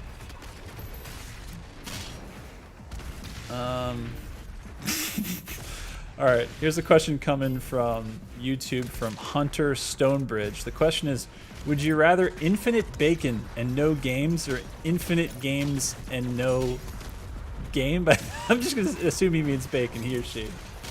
Infinite bacon, no games, or infinite games and no bacon? You mean like I can't eat bacon anymore? I think that's the idea, yeah. I'm not that passionate about bacon, so I think I'll go with... Yeah, I think that's the call. Because here's the thing. When you have bacon and you're eating it, and you're someone that is into meats, it's almost impossible to top. It's a euphoric, amazing treat, a delicacy, if you will. But the thing is I could go without bacon for months, and even if I forget about it, years, and then I'm like, oh yeah, it's really good, that's cool. But no games? Come on. Come on. Come on. What are we doing? Can't have that. Bacon is temporary, Doom is eternal. That's right. That's coming from Magrimo on Late Twitch. Truth, facts, confirmation. I need some ammo. Because this mofo's going to be coming up here. I'm a little low. Here's a question coming from Pivotal Plays 61. He or she says, Fugo. So your name is Fugo now, okay? Fugo. Down. If they made a movie based off Doom Eternal, what would your story take be? I mean, I would like it to be like the 2016 Eternal arc, you know? I think that would be cool. If possible. That would be cool.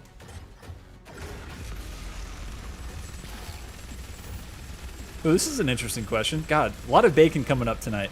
This is coming from Bacon Chicken 42. Question. How long was the demon invasion going on before the Slayer returned? The giant trees on reclaimed Earth made me think it was going on for way longer than we thought. I mean, a good amount of time. I'd be lying if I said like I knew exactly how long. It was really just done based off of how long we thought. That's why we moved the story forward, was to try to give us the room to be able to allow the coolness to take effect. So to give us a good playground to play in. That was really it. Like if it was too close to 2016, there wouldn't be enough change that had taken place, and you know there's a risk that the world wouldn't be that interesting of a playground to play in. Yeah, you needed time for it to evolve and devolve and do all the things to make it feel like you needed to be there and like a change had happened. Which is cool too, because it's that whole like, you know, you and I are obviously huge sci-fi space nerds for all the movies, all the books, all the genres. Like the idea of when you get back home, like what state it's in, that's always something that like as soon as that movie's over, like, you know, whether it's Alien or whatever it is, it's like if you get back to Earth, like what's it look like? Did that other ship already arrive? Like what state is that whole place in? Like I love that is, I think you guys gave it the perfect amount of time, because yeah, it's like you see the change and they need the Slayer. And that's why it's so cool. I like that they pointed out, they were talking about Reclaimed Earth, because there's the graffiti there. There's like, you can see that there's like the population of people there like know the Slayer as like the savior, as like the one that can, you know, change things and hopefully put them back to normal. Pretty rad. Yeah, and he's, and I always thought it was cool that like, you know, there's the symbolism of the Slayer in the story is that, you know, he's in essentially what the story is. I always said during development, it was almost like we were making a movie about the Rapture if it was made by like Michael Bay or something. You know what I mean? Like some sort of a summer blockbuster. You know, the Russo brothers makes a movie about the Rapture. You know, and so a biblical event with Marvel's level of execution. Love it. And then in the Rapture, I'm not super up on my biblical stuff, but in the Rapture, you know, it says that like, you know, the demons come down and there's X amount of years of hell on earth, and then you know, they say, you know, God would then come down and with the angels and there'd be a war. Please, Yep. in the chat, excuse me if I am destroying this story. I'm doing my best. It's okay. We can make it up. I mean, it was but somebody made it up. I mean, so during the development, I did, you know, like read about it, and so it was cool to me that like, you know, the one who came down to save them was the Slayer, and so it made sense that they would kind of deify him. And all of this is just mainly, you know, it's cool to be that character, that hero. Yeah. To be the one that the entire universe, and by which I mean at least, you know, from what we already have seen, definitely all the inhabitants of Earth, which, you know, we all have a particular care about because we're sort of there. It's cool to be the one and only unstoppable, unmovable thing that could save us from this onslaught, which, you know, I think we already established, right? It was only Australia that's pretty much safe because of Spud Hunter and Devo, right? That's it. And really the thing that nobody could control, I mean, again, I think that's just important. Like, Devoth, not anyone, not the makers, you know, not even, you know, his old drill sergeants, you know, going back to when he punched out his drill sergeant. It's just like the Slayer is the Slayer as an unstoppable one-of-a-kind force. Love it. Carrera 4K. I did it. They just wanted me to say their name. What's up, Carrera 4K? You're so high definition. How'd you do that? How'd you get so many Ks in there? Crimson Super Shotgun. I'm just going to say that's their name. Question for both. Would it be possible... Sorry. Would it be possible a, quote, secondary game based on the Marauder? Like telling Sentinel's story and connecting the pieces of the story, like telling the story of a Slayer's persecution. So interesting. They're talking about, like, the possibility of doing the other side, I guess. Like, the Marauder side of the story. Is it possible? Hey, where's the fucking hell? You found it. You need some, No, you're okay. You got a little bit of ammo. But maybe a chainsaw on that imp wouldn't be the worst thing that ever happened. Maybe a little flame on him, too. Oh, God, there's a pain elemental out, too. Ooh, Doom Hunter. Get him in there. By the way, huge shout out to our gear store. That is gear.bethesda.net. They sent me this absolute unit that Hugo may or may not have been killed by just then. That's that ass. That's the back side. This is the front side. This is, of course, none other than the mini Doom Hunter, which is just absolute metal and chaos. Like, I love everything about the design.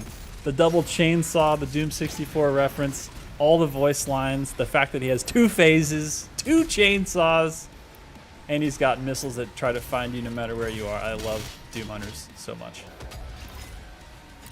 So shout out. I think actually that's still Badia. That's still up for pre-order right now. I know a lot of the mini collectibles went fast, but that one's actually still on the gear store right now. Do I have a link? Maybe. Somewhere.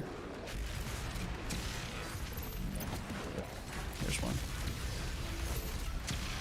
Boom. Get linked.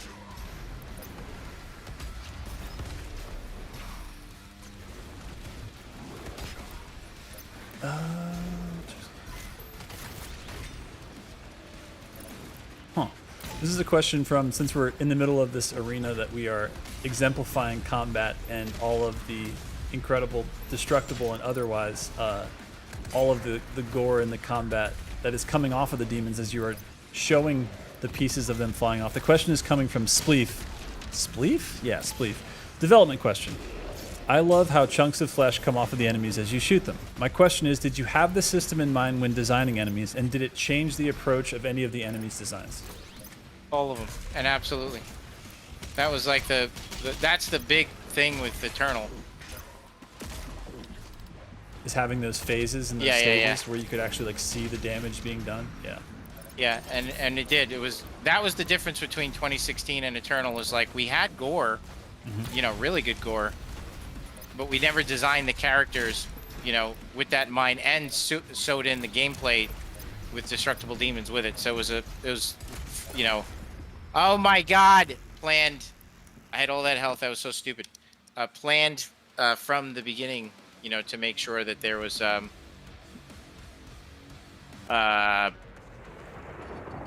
yeah, the destructible demons wasn't just you know, didn't just look cool, that it was actually like engineered that way kind of from the beginning. Yeah. So, and again, like you were saying before, it comes down to that's just more visual information we're giving the player that is going 8 million miles an hour at all times, and kind of like checking in on where the damage that is being done. Oh my God, speaking of which, that blood punch was nasty.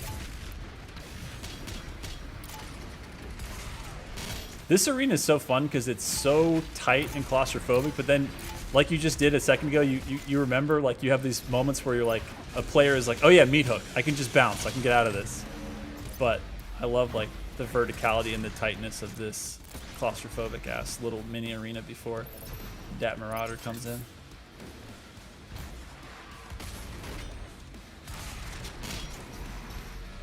Oh yeah, you're using this whole map now. It's flowing nicely. Don't forget, some of these imps want to be burned. They just want to. They want the flame bells to come out. They want you to have all your armor all the time. They told me in a dream. Oh yeah, Baron. Woof. You don't see that one every day. That's a good one. God, Speaking of which, like you were just saying about the destructible demons, the damage being shown, the difference between 2016 and Eternal, the glory kills and the variation in this game, it feels like you guys like tripled down on that because there are so many unique animations. Like every now and then when I'm playing, I'll do one that still surprises me, where maybe I'll come from behind and I'll do it from the bottom left side instead of the top right side, and there's a unique animation for that. Like the animation team blew it out of the water, like insane. Yep, blood punch. Ooh, double blood punch. Get off of that. There we go. Oh. Our poor Doom Hunter. He gone. He out of the world. He out of existence. That's a GG's. But God, look at this. Would you look at this? I can't get enough of these dudes. I love these mini collectible boys. Lots of questions. It's true. And keep them coming. Because we out here. Ooh, I like this one. This is coming from Maxwell 421. Question is, aspiring writer, what would be the best way to get a job with id once I have a bit more experience? What's the best way? I mean, look out for the job forums and when we're hiring, and send in your work. I would say when it comes to a job, sorry, I'm not talking a lot because I'm super focused, because tag one is not easy. Yeah. Turns out it's a little tough. But yeah, jobs.zenimax.com, and then you can pick the studio and stuff. So anybody who's interested, you could always keep a look out there and just apply through the site. There's a whole portal for it. You were saying, sorry. Yeah. You want to, in terms of like just getting work, I'm going to skip the cutscenes. Well, I don't want to skip the cutscenes. In terms of getting work, it's perseverance, it's persistence. I would say in general, like only speaking for myself, but it's probably true for a lot of people, is that your opportunities or achieving your goals, professionally speaking, they tend to take a little bit longer than you had anticipated. Like when I set out to get into the entertainment industry as a designer, I can't say that I thought it would take as much schooling, take as long, take as many years, but it made it that much more worth it. You sort of like have a place you want to go, and by the time you get there, you look back, you're like, that took a little longer than I thought. Through the grayness in your beard, you're like, that did take a couple minutes. Okay. Yeah. So just stick with it. Like I think that's it. Like I forget how that saying goes, but like luck is when opportunity meets preparation. Am I saying that right? I think that's the saying. Googling it. That's a good one. And that's true. Like, so while you're climbing that mountain or waiting for that opportunity or your shot, just keep honing your craft. There's no substitute for putting as many revolutions as possible on your portfolio, on your craft, and believe me, like eventually your opportunity will come, and you just want to make sure that you're prepared for it. I had an opportunity to direct a short film when I was very young at Blur Studios, and I wrote a script, submitted it to Tim Miller. It got selected to be made into a short film. But I'll be honest with you, like, soon after like a year or two of development, the financial bubble, that whole real estate thing happened. But I also, to be honest, don't think that I was necessarily prepared for that opportunity. I think years later with id, when an opportunity presented itself, I was just more prepared to be able to execute on the opportunities that were being given to me. So just your time will come, just stick with it, and but most of all, be very self-aware and realistic with yourself. Like what it is you think you can and can't do, what it is you think you need to work on. It's helpful to have a very sobering view of your skill set at all times, so that way you could really know what it is you need to work on. Speaking of, I see chat asking about, so did the short film that you were working on at Blur, did it not get completed, or was it just a thing that, like, after it was done you thought later on, oh, I could have been more prepared for that, I could have done that better? It didn't get completed. Oh, yeah, gotcha. yeah. We worked on it for a while. Me and actually a friend of mine who went on to become a feature film director. What? Shout out. Who directed Sonic the Hedgehog? Actually. What? Yeah, Dude, so I'm he's sorry. good. I will stand up for that movie. That movie was Oh, I love that movie. Yeah, really, my kids, really my kids fun. love that movie. And no, it didn't get finished. And I will say again, I just don't think that I was, if I was to look back and judge my own performance in that director role, I think I'm much better at it now. That's fair. But you all put right, I don't yourself wanna- in the position in the first place to have the opportunity because you put in the work, you put in the time. But yeah, I mean, there's some really good lessons there as far as, like you were saying, like as far as not just the persistence, but about the being really sober, being really humble, like being realistic with the things you need to work on and then putting in the work, right? Yep. And I did. I out of that experience, I was kind of unhappy with myself in terms of the way it went, and I ended up pursuing more writing stuff in classes, and then I actually did stand-up comedy and acting and improv a little bit, which I was terrible at improv. Oh my Absolutely terrible. God, stand-up comedy. Tell us more about that for a second. I need to get back to that. I ended up I'm gonna die talking, but I ended up it ended up with me on stage at the Comedy Store on what they call as a bringer show. So it's like white belt comedy show. Trust me, it's not real comedy, but but it was a thrilling experience. Like all the way to like the backstage waiting area where all of these famous comedians who So, like, I've always loved. green room kind of area type thing. Yeah, and like just knowing that, like, wow, like who may have sat in this green room Yeah, and legends. did my little 5-minute set, my little dad jokes. Okay, the and, question now is how much of that do you remember? How much of that set? Is there Oh, any I jokes? have a recording of the whole thing. It's Oh. on. I showed it to Marty. I thought about Is putting that it how you got online. the job? And he was like, "This guy is Yeah, funny as hell. This guy has confidence. I like this. Let's go." Yeah, I showed it to Marty, and I thought about putting it online, but there's no way. Oh man, And that is the holy grail now. That's incredible.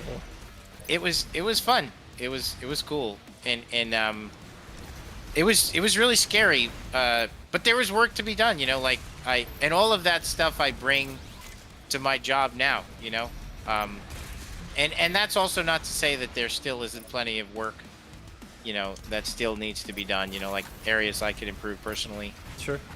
for sure. But yeah, great.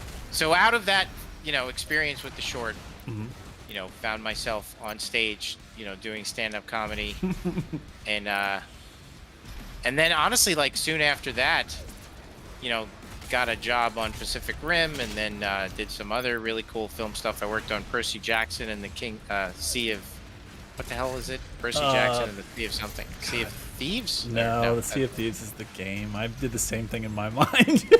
Hold on, Percy Jackson and the It- first Percy and the Jackson Olympians. movie. Hold on, damn it. Let me hold on. All these YA, there's too many.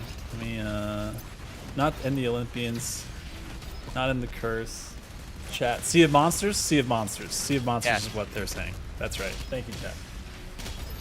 I didn't know you worked on that. What'd you do on I that? did. I just worked on some of the sequences. I was a VFX artist at Murata, and we worked on that was one of our projects. What? That's cool. One of the many LA projects. It's been a winding road. I'm telling you. Many adventures. Couple of places between here and there, huh? That's awesome. My favorite thing, honestly, to look forward to is I would like to round out my career as a teacher, and help the next generation of game director and game developer forge their own path, I love it. and bore them with my war stories. I think that the chat might want a couple more Doom games before that, but I think we all, at that point, after that is done and you're ready to hang that part of, the God, what is it? Here and Back Again in your Bilbo novel? I feel like at Yes. that point we all want to be sitting in that class as little hobbits, just basking in the light of the stories in person as you grow all the hair on your feet and you're in the Shire. I think we all want to be there. By the way, chat, that encounter that I just fought, yes, had shield guys removed. We will be putting those back. That's right. Shield was yes. coming back in. So which is scarier now? Night fishing or stand-up comedy? Oh, stand-up comedy is there's something about stand-up comedy that is scary. And again, I did a bringer show, so anybody who's actually done it knows that that's like white belt. That's like comedy with training wheels on. Mm-hmm. But you're still up on stage, you know, and there's still basically people laugh only if they think you're funny. So I had to do a bunch in preparation for it. I had to do a lot of open mics. What you do is you again, I don't want to talk about this like I even have any fucking clue what I'm doing. Hey, with you know comedy. what? You dipped your toe in, so you can say that you swam. Go ahead. So this is what I was taught to do, okay. And I just did what I was told. Okay. Was followed instructions. I did a lot of open mics, and you bring a recording device, and you just tell your pathetic jokes that your friends laugh at and you think are going to work, but they don't work at all because the shit that your friends laugh at is not at all what strangers will laugh at. And then you record it, and if you get a little chuckle, you have to study it and just kind of make a note, like, okay, like, so, and there's something about the inflection, the timing, the rhythm, like the way you said it, the content, little combination of everything to try to perfect the exact phrasing of the way you said it, so that way you could basically recreate, I'm gonna die, recreate that moment where, you know, you say something and people laugh.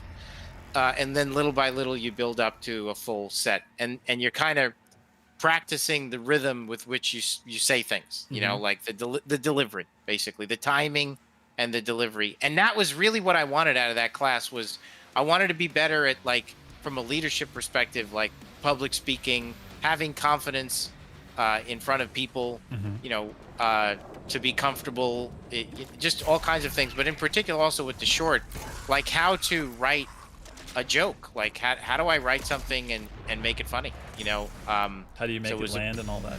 Yeah, exactly, because the short that we wrote, it was kind of like a Pixar-ish short. Oh, okay. And that I wrote, but I thought some of the jokes like weren't landing, and I just wanted to work on that. So nice. So I went to a shit ton of open mics. I mean, the logic in my head was like, you know, I'm just gonna do like 1 million open mics until I get to my 5 minutes, and I did, and man, that was rough. Like, because that was just like, that basically meant just failing and failing often and failing aggressively in front of strangers and being basically made fun of and given really odd looks as I had some stories, jokes that were wildly stupid and not funny, and get to the part where, like, oh, somebody chuckled, like I should save that. Yeah. And it was really weird. It was a really interesting time because I ended up in, like, I remember, like, I was in, like, going to all these weird kind of, gotta be honest, seedy comedy clubs, that open mics that were in, like, bars that were open at 12:30 past midnight on a Tuesday in North Hollywood. Gas. You know, yeah, telling, you know, with real aspiring comedians. That was actually the coolest part, is I was around people who had real talent for this, and, you know, it was amazing, and it was cool because they were on their artistic journey. Like, I had already gone on my journey and through Art Center and stuff, and like, this was like a detour, you know, like, this wasn't my hill to climb. I just kind of wanted to climb it for a little while to work on some stuff, but I actually got to see, like, professional people. I was used to being around, like, artists and designers, and now I was around, like, improv actors and performers and comedians, and it was amazing, and I had so much respect for what they were doing. And, you know, it's kind of like being a painter and then being around musicians, you know, like, it's just like their minds work so differently, they interact so differently, you have such different energy around them, right? They're all creatives, you know. Exactly. So just a really cool experience. And then did my little show, but failed miserably too. Like, had one show that killed it, and then some guy invited me to go to the main stage to do a bringer show, and I was like, oh my god. Then I had my wife, and she invited all of her friends from work, and I got so nervous that I forgot like half my routine and sweated profusely in front of everyone. And I remember my wife saying like, what the fuck, you couldn't remember your jokes? Like, because she was like mildly embarrassed. So I say that because like, look, dude, one of the shows was a triumph. Like the audience roared, people shook my hand afterwards, like, oh my god, you should do this for real. Yeah, I don't know, I'm just doing this to learn some stuff. And then the other one was a disaster. My wife was probably kind of embarrassed. And well, she's also seen you do it well before, so she's got the difference. Yeah, she knows how good it can be. It didn't make her feel any less like, hey, how about you remember your jokes before I invite everybody from my job here? How about you let me know if you're gonna, sit this one out, and I'll not invite everyone I know. Yeah, sure. Exactly. So no, just great, like jumping out of a plane, scary but good for you. Nice. In some weird way. No, it's awesome. I don't need the other thing. The not the escalation counter, just the secret encounter. Yeah. With all I still have some friends from that. Big shout out to Shelly. She was my comedy partner. Helped me with my routine. And I love that too. Even in like a solo sport like stand-up comedy, which is one of the ultimates as far as solo on your own. You make your own everything as far as your way goes. I love how even in that, there's still in the practice, you got to have a partner, you got to have somebody that you run stuff by, you got to have somebody that, you can actually bounce off stuff consistently and get that feedback loop where you know that you're, in the right direction, doing the right thing. That's awesome. Absolutely. Are they still doing it, do you know? She's not, okay. but I don't know if anybody else in the class was. It was a class. It was LA. Oh, nice. That's one of the cool things about LA is like there's a class for everything. And that's true. I love taking classes. I take classes for all kinds of shit. So like, I was like, I wanted to do it and rather just hurl myself at it. There was like a chat wants you to do this Slayer gate. I had to interrupt you. I was getting yelled at. I was getting yelled at by chat. I know. Absolutely, I will do the Slayer gate. Wait, where is it? Did I miss it? We have to turn around. We do? Yeah. It's before we go further. It's in the area off to the side of where all the what do you call them are. What'd you call them? Yeah, you can just hit the auto map. That's what they were saying too. You're right. They're thinking we're doing it on purpose. No, we're not doing it on purpose. We're old. We have memories. No, I just forgot. Yeah. I know where it is. Yeah, exactly. Oh, is that guy chasing me? I think he is. It sounded like it. Yeah, here we go. Oh, goodness. He's burning the ground that I'm standing on. Get He's that pissed. cyber demon. Get him. Here we go. There we go. Little Rose on YouTube asked, Josh, are you a Destroyer Blade Chad or an Arbalest Chad? Even though right now we have the current Slayers Club monthly challenge of doing an Arbalest, so I'm doing my part in Arbalisting as many demons as I can flatline, because shout outs to Flatliners. I love that movie. Hugo, I know we broke down a lot of stuff, but Flatliners is one of those ones that's like the right place at the right time. Oh, it's such a different kind of movie. Do you see what's happening? Wow, so it's spawning in now because you're on the other side of the archspell? Yeah, I left him alive, and he's spawning shit, and he's trying to burn me. This is amazing. That's incredible. I've never seen that. Because we did it out of order. Yeah, they're just gonna keep going. Oh god, get out of here. To the Slayer Gate. You never thought that the Slayer Gate was gonna be like the relief from where you were, but now it is. Because we've created hell. He's burning the ground where I am. This is hilarious. Oh my god, that's awesome. Like he's still there. Oh my god, you gotta get the hell out of here. We gotta get into that Slayer Gate. We gotta get safe into the Slayer Gate. I never thought I'd say that. Here we go. We're doing it. But to answer the question, Little Rose, I am an Arbalest Chad. I love me some Arbalest. Dude, look what he's doing. He's spawning him inside of there. Oh, you son of a bitch. Oh my god. That Mancubus says no access. Oh, come back later. Yeah. You need another key. You don't have that yet. That was hilarious. Wow. All right, we got to take out that arch file. I don't even know that could happen. My face hurts from smiling. Yeah, that is so funny. He's like, I ain't done with you yet. He's like, you think my range is just like in front of me? He's like, Turn it around. They're everywhere. Oh man, that is too funny. Yeah, I agree. David Parsons says that is terrifying. It is terrifying. Let's see.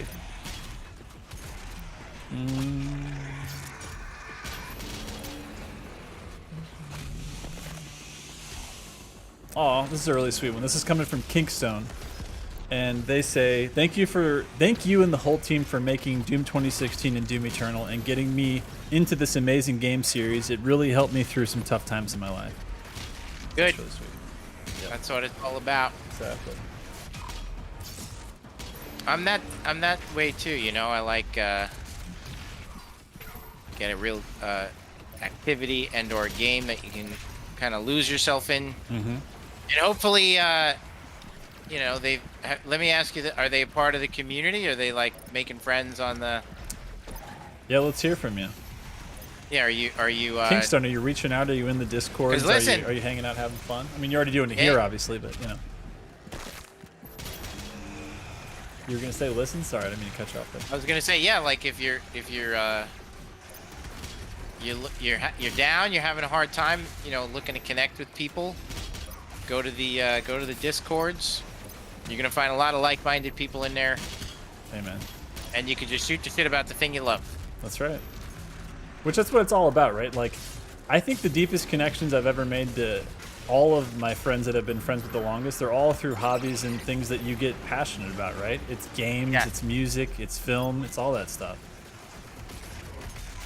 Because geeking out and getting like really down about whatever you're getting into and like getting really deep where you're having like a 3-hour conversation about like, you know, a piece of armor on the Marauder or like, you know, that one scene in that one movie, it's like, that's when you're like, these are my people, this is my tribe, this is my family. Like, that's the good stuff.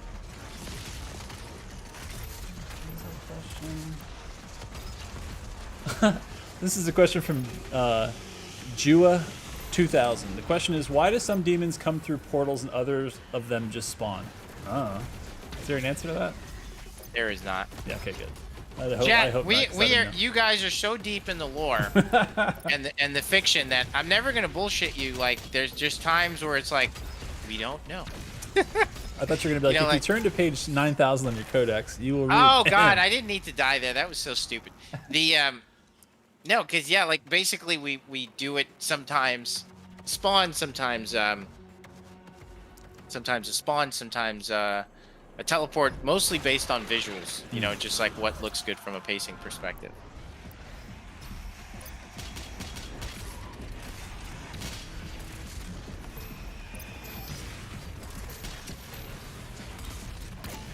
Man, there's a lot of like interesting questions about different sides of different stories for different Doom games. So this question's coming from Anvil Gaming. The question is, what are your thoughts on doing or going through Commander Valen's story for the next Doom game? They thought it should be a great way to see and experience the Sentinel lore / culture. Well, why not?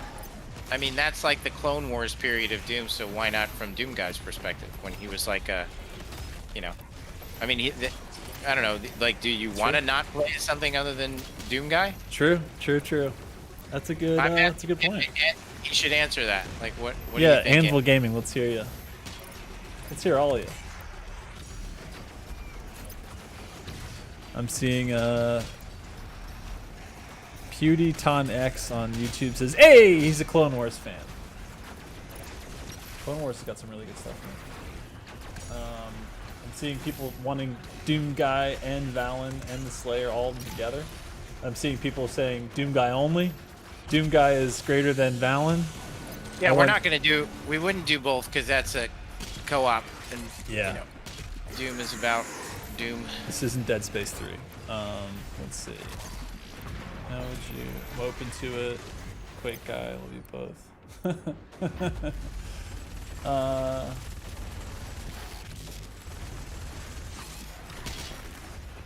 I'm seeing a lot of love for the Slayer, which good. Good. We've invested a lot in that guy. That's a pretty polished car at this point.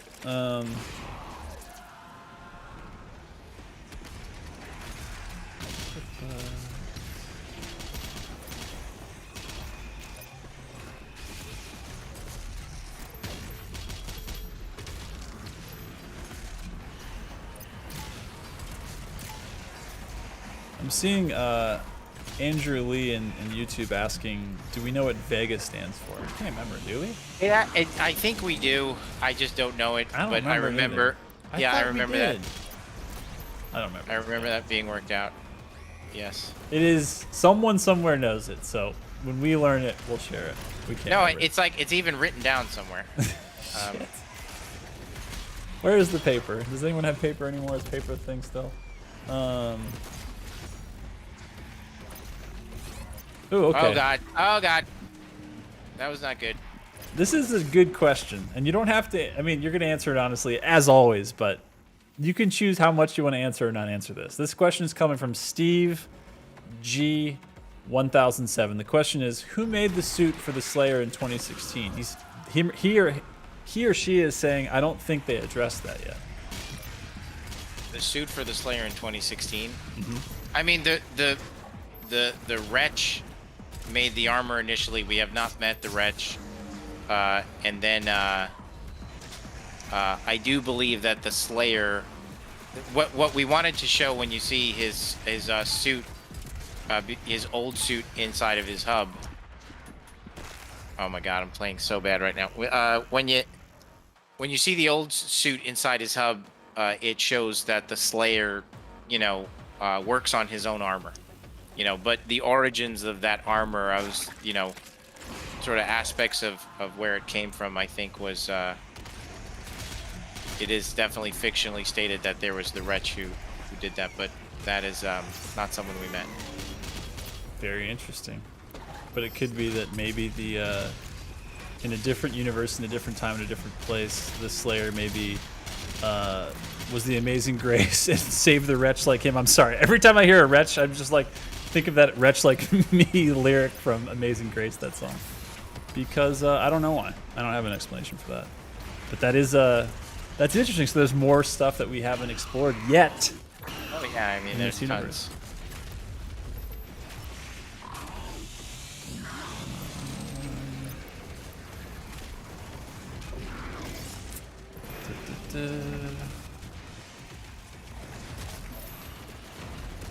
What is this question?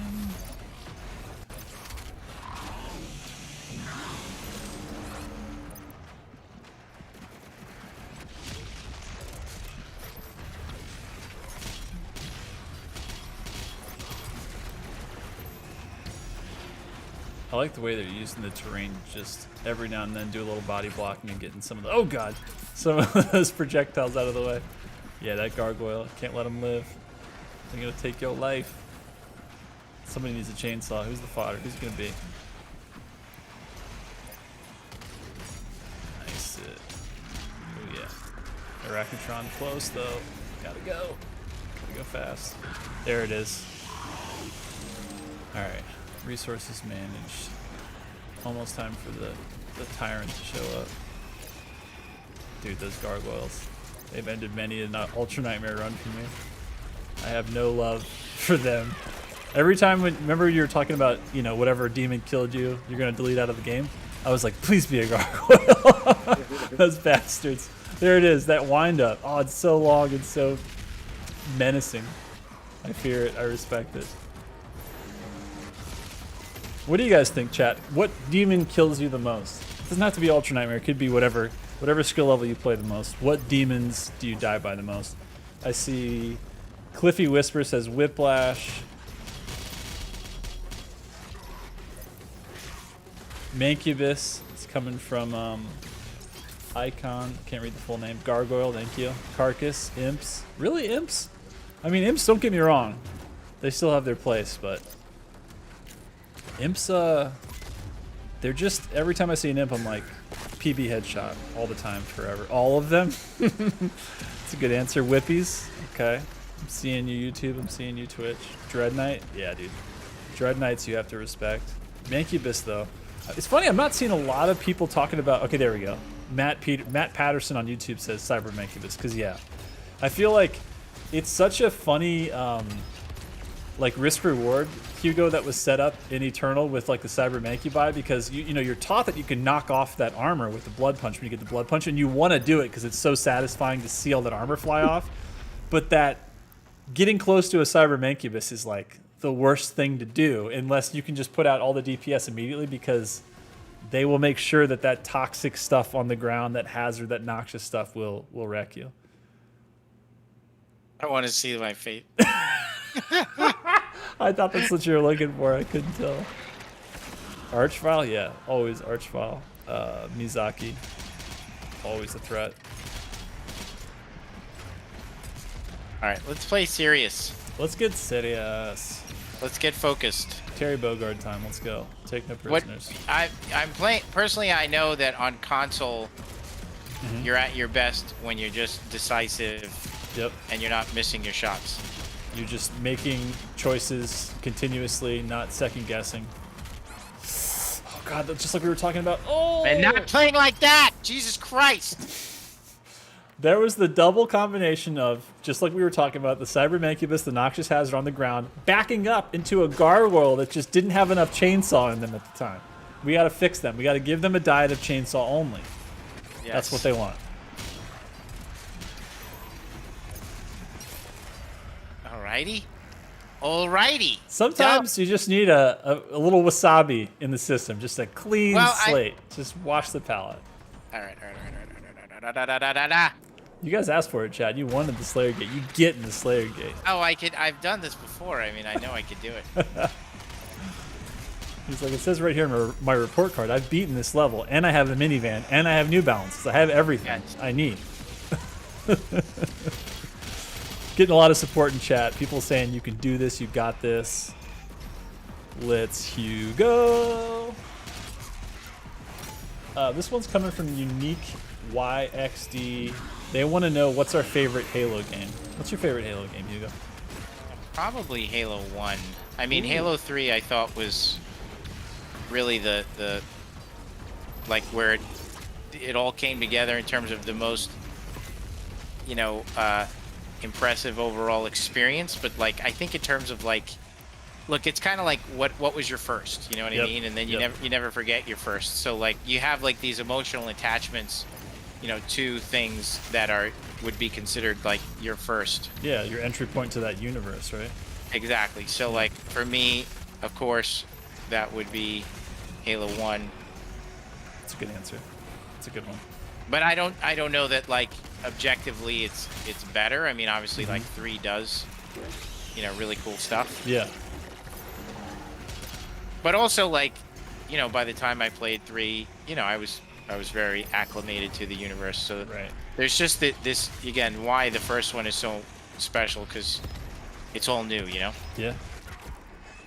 I remember at the time too when that came out, like the press that Bungie was getting, and like people being like, they hired a psychiatrist to like study the way that players felt, and they like balanced it around like, you know, the different emotions that, like, it was just such a different time for games where like scale and stuff was just getting like 3D, and you know, everything that Bungie was doing was just clicking. Because I mean, I grew up, my mom was a teacher, and so we always had Macs in the house. Before, you know, I had to buy my own PC and literally like cut lawns and everything to play Doom. But before that, the only game I could play that was FPS and that was cool on Apple was made by Bungie, called Marathon and Marathon 2. And so I got really used to like their humor and like their level design and their weapon design and like how they did aliens, and it was really, really cool. But I don't know, you know, this is a hot take, but my favorite Halo is Halo Reach. And I know that, you know, it's a controversial take because some people, you know, Halo 3 with multiplayer and stuff, I understand. Like, Halo 2 and 3 is where a lot of people spent a lot of amazing shouting matches, the same way that we did with GoldenEye and Doom 2 back in the day, whether you're on 64 or you were in, you know, a sweaty LAN basement with your friends. That's how a lot of people cut their teeth and became friends and had, you know, the deathmatch experiences that they did in Halo and Halo 2 and 3. But dude, Halo Reach, I don't know, there's something like so cool and like melancholy and sad about it. Like, you could tell that since it was Bungie's last Halo game, like, I don't know, it had like some layers in it of just, I don't know, it just hit different. I mean, it wasn't the full macho experience either. It was like a completely different character, you know, like you're not Master Chief in it the whole time. So I don't know, that's still my favorite. Plus, have you and I can't remember if we've had this conversation on stream or if we just had it offline, but it brings me to the question of your favorite video game commercial. And I'm talking specifically about live action now. Do you know off the top of your head your favorite one? I thought the Halo 2 one with the figurine, the diorama. That one was really good. That one is sick. Probably really that. sick. That's a great choice. Really, really Why good was choice. yours? It's a split between, again, Halo Reach. They made this one commercial. I think it might have been. I'm trying to think who the director was. I can't remember if it was the Tron guy, the same guy that did our amazing 2016 one. But anyway, it's like. It's a story where it's got this, you know, is that time, like, you remember when Nike, what am I saying? NBA was doing like those like, what is it? Make greatness. So I can't remember what the hell their tagline was, but they had those like piano only, like, kind of like highlight. It's like do do do do do do. It's just like the constant melody, and they were making incredible commercials for that. Well, Halo Reach had this one where, as the soldier, you're carrying like the payload. And it's just this really like sad overtone, and you get that kind of Samus Metroid Prime moment where the main character, this female, is like going down with the payload, and you can see like her face through her visor, like from the inside, they're like the reflection, and then Master Chief, I think, grabs it. It's either Master Chief or another cadet, and they go up and drop the payload off on this huge, you know, alien ship. But it's just, God damn it! It's incredible. I played that so poorly. I knew that man. was gonna friggin' happen. Speaking of, the only thing that it's tied for in my heart of my favorite live action trailers, of course, other than the 2016 one, because I actually super, super love that, is the first Metroid Prime live action commercial they ever did. It was, God, what is his name? The guy that directed The Crow and Dark City, the Australian guy. I can't remember his name off the top of my head. But he did the Metroid Prime commercial. And it was one of the first times I can remember that, like, video games, and even though this is GameCube era, they had looked good enough where he did an amazing thing where he cut from, you know, showing Samus in third person, like showing her attack, and then when she went into a role, like the actor, he switches into first, like, you know, the POV of the game where you go into like the actual little ball, and it like blew my mind at the time. So that's still one of my favorites. I'm just saying this to get you comfortable with the fact that we are ready now. We have gathered all of the Gen X energy to take this Slayer Gate apart, to just rip it in pieces. Yes. So, again, just, you know, prioritize your targets. Just have fun. Just play the way you play. It's time. So bad. Oh, damn. All right. Let's do it. Let's be serious. I love it. Let's get serious. All right, how many blood punches do I have? Let's get one more. Yeah. We need them all. We need to gather all the blood punches, all the energy. Ooh, God. Ooh, girl. Ooh, child. All right, we got some health here. Beautiful. Beautiful. Everybody gets a blood punch. Okay, Cyber Mancubus out. Looking good. That gargoyle wants a chainsaw. I know they do. I can feel it. Nice. Got 11 rockets. Got a nice bevy of rockets here. Dumb.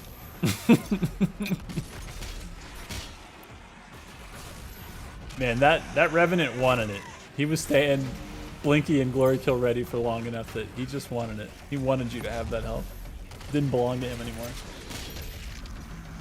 Friend zoned, exactly. This is not the Hulk Gate, Darth Spike. This is the UAC Atlantica Slayer Gate. They do look kind of similar aesthetically, though, so I get that. I'm going to hold off on questions until we get through the gate, because I'm feeling the energy, and it feels right. It feels like the mood, the time, the everything is in alignment right now. I don't know. Yeah, you got it. Son of a... The deal is we didn't have all of the gas pips ready. We're going to have them ready. We're going to be ready. This is it. All right. It's like when you went to the wrong gas station, you got bad gas. Like, you didn't know that was a thing, but it's actually a thing. Yes. It's a real thing. You can get bad gas.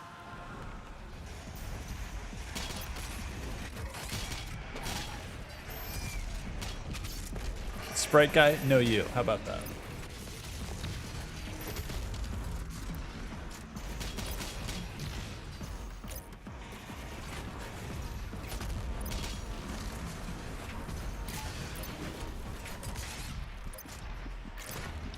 Doom guy on YouTube wants us to know. He's wondering, did you know the longer the icon of sin is on the earth, the stronger it'll become? Did not know that. That is good information. I know that too because you guys won't let me take it out of the game. Which time? The first time or the third time or the? No, it stays. It's canon now. It's good. That's right. And people are asking us to use the Unmaker. That's not how we do. That's not how we do. The Gas Baron is very insistent on wanting the Unmaker to be used.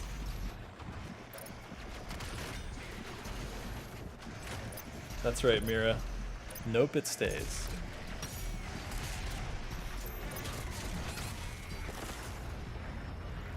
You just dropped your super shotgun. You gotta pick it up. It's fine. Yes. All right. We gotta. Should we start? Let's adjust the strat here. What are we doing? I feel like should we lock on more? I think for heavies, yeah. Let's waste those. Let's get all of the ammo out. Let's get all the ammo out of the rocket launcher. Let's do no detonate. Let's do yes, lock on. There's one. He gone. What about the okay, Revy's off the board. What about the Mankeys? Yeah, I think that's the change. Is like That's the play. Using more that lock on. I'm just not using lock on. Ooh. And that's usually what I find myself needing to do is just like revise the technique. Change up the strat a little. Yeah. Plus it just keeps you honest and fresh where you're thinking differently, which is always helping breaking like the same patterns and stuff, because I do the same shit all the time. I'm like, no, this is gonna work, and I'm like, well, it didn't work 5 times in a row. I know it can work, but maybe changing it up is a good idea. Ooh, grabs the shoulder piece. Love it. Oh, All right, so we need some more. We need some more rockets, and there's pips just waiting to be had. Oh, that gargoyle died too soon. Nice. Oh, you're so close. Okay, nice. You scared me there with the Cybermanky. That's beautiful. Don't forget we got to burn too. You know that Whippy needs the lock on 1,000%. Oh god. Yeah. There she is. And one more. Right. Oh yeah. I heard your kiddo there for a second, and I was like, you were getting cheered on. That's what it is. You got 2 pips also, and 2 blood punch. I love that you have the HUD is doing it for me right now, because it's giving me all the info right in the middle.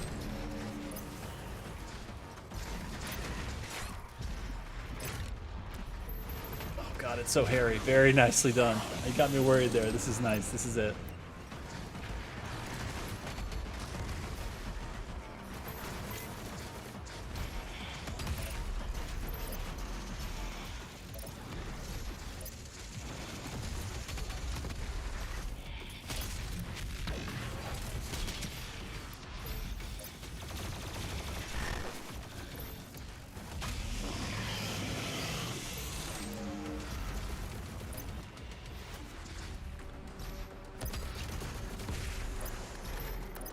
There's a lot of support coming out of chat right now, and they're also wanting us to flame belch more. And you know what? Yeah, that's valid. Let's give it to them. Let's burn them up.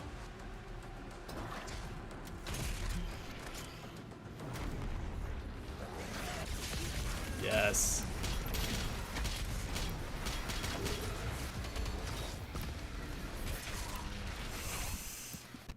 Oh god. Oh god. Chains up. Gotta be done. That's it. Oh! God damn it! I wanted it. I was willing to do it, chat. You almost needed to like BFG and then try to meat hook to the BFG to be safe. Be like, take me with you. Well, let's strategize. How should I approach the final wave? Like, with I've got the arch file and I got the double carcasses. Mm-hmm. So, what do you think? Go for the carcasses first? I think, honestly, when you, ice bomb lock on the arch file, And then after the lock-on, you can either double the lock-on or just start doing super shotgun to ballista. Because like playing that close, like you did with the ice bomb, win the archvile as soon as they pop in. That is the play. Because carcasses are only a problem once you let the archvile spawn enough crap that it's a problem. You know what I mean? Like they're not gonna. I didn't have my stuff up. Like I was like quick swapping. I should have chainsawed. I should have been prepared. Basically, I didn't. I didn't do that run like ready to melt him. It's like when you see it's like when you know a spirit's coming and you're like, I don't have enough plasma. I really need to chainsaw before I get rid of this. Yeah.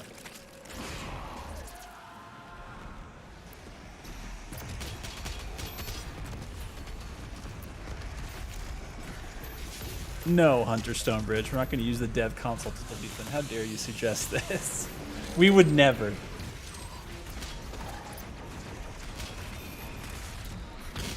Anthony says they wish they had BFG ammo on this gate. Yeah. Miyazaki also agrees. Archvile always first. That's the way. You know. She know. Double lock on that archvile? Yeah. I mean, if you have the ammo for it, that can delete an archvile one go. Especially if they're frozen and they can't burn you. Burn you and turn you.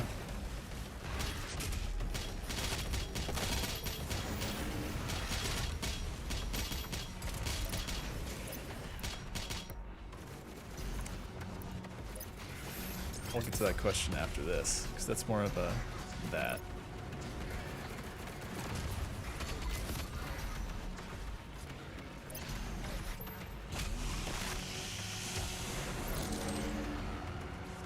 Oh no. I am Alston says extra lives mode. If Hugo dies, he shaves the beard. Let's not get. We don't have to lose all the facial hair. We already maybe got him down to a mustache next week. Let's take it one piece of facial hair section at a time here. We got to be economical. You can't just lose it all. Because then after that, if he dies, what happens then? And he's not going to die because he's got this. This is it. Oh yeah. Whippies. Yep, yep. I feel like you were just treating that that soldier like a tag 2 soldier, because I was thinking the same thing. I was like, gotta get that detonator off behind him, and I was like, no wait, that's just a plasma shield soldier. Nice.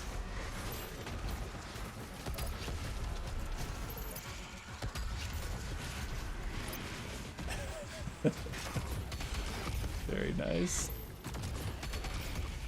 Oh yeah. Alright, Whiplash is sorted. You have almost a pip. Yeah, okay, you got a pip now.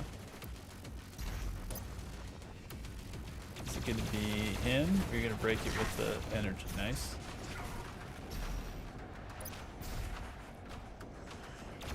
Alright, so you know the next wave's coming soon. Okay, yeah, let's get maybe some, we need some burn in there too, a little bit of burn. Some Bernie Sanders. You need it.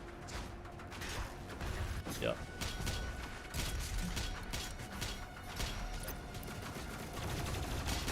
Nice. I think there's a pip right down below. Yeah, down there. There's one on that second level right below you. There it is. Alright, we're looking pretty good here. We got 2 pips, we got a burn ready, we got 2 blood punches.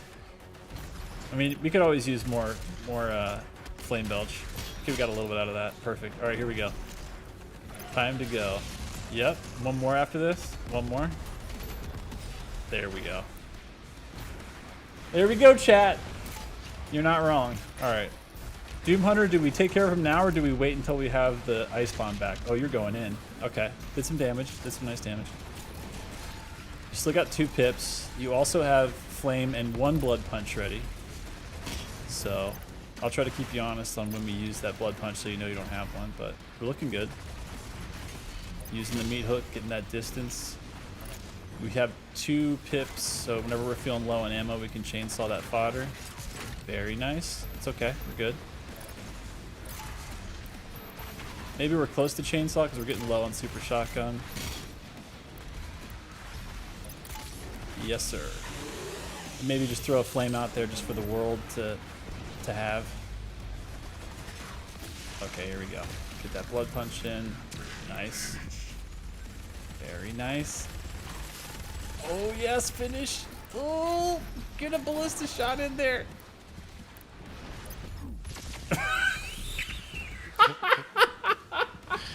It had to be done. Yeah. No other choice, folks. You know it's true in your hearts. It had to happen. All right.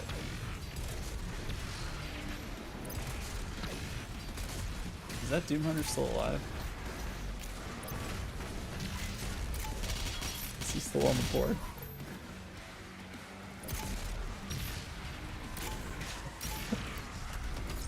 No, you got him. You got him. All right, this is just fodder now. Oh, God in heaven. Okay, shit.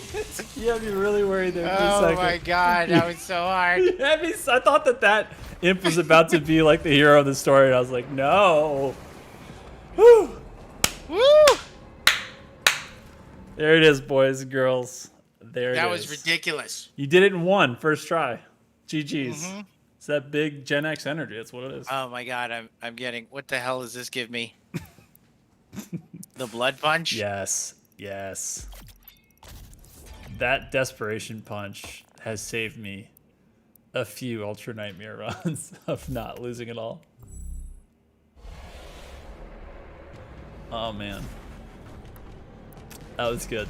That was real good.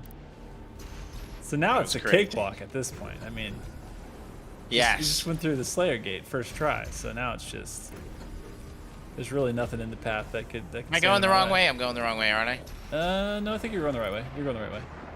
Weren't No, because you? we're. Yeah, we got to go back Oh, this you're way. right, you're 'cause right, we you're right. we double backed. We don't need to go in the water again unless you're gonna do the secret encounter. Oh, is this the secret encounter? Yeah. I don't want to do that. Okay. Yeah, we just go up top and then we go outside and then we take that we take the monkey bar to the crate, the freighter. What do you call those things? The giant metal things that. God, why am I bad at words all of a sudden? Freighters, craters. Shit, how to shipping container. Thank you. Good lord, couldn't do it. Container. Thank you. Words are hard. Here we go. Here we go. That Archvile has been alive for like a day at this point. He might be asleep by the time we get there, but we're gonna wreck him. We got the strat now. Ice bomb, double lock on rockets, GG's. Yes. That's it. That is true. That's just the easiest strat. Yeah. And I mean, you can even mix in a flame belch in there and just get some armor for free as well. Why not? That is another thing that like Eternal added that is so like fun to do, and it's that like what is it? Pat your head, rub your stomach thing. God. The fact, oh, well, like I said, he had other places to be. Obviously, he's trying to look for you in that Slayer gate. He probably went the other way. All right, this arena time, dude. The carcasses on this block when you're in midair, that is a good block. It can super get on your nerves when you're like trying to pull off these sweet moves. There he is. That's one. I think there's another one. Yeah, there he is. But I was gonna say the like, rub your. God, why am I bad at this now? I can't do any of the words. Maybe I need coffee. It's the pat your head, rub your stomach. Like the fact that you can actually, you know, in every other Doom game in the franchise, like you know, you do a single attack kind of at the time, right? Like, but in this you can be flame belching while unloading multiple grenades while quick switching and using your entire arsenal. It's as many inputs as you can do, right? It's nuts. It's easier. It's so much easier on a controller to do that though when you have the paddles, because like normally I assign like some of those abilities to like the you know the paddle inputs, but to do it on the base controller. On the base controller, you could do you could definitely multitask. Yeah. But it's not quite the same. Not as easy.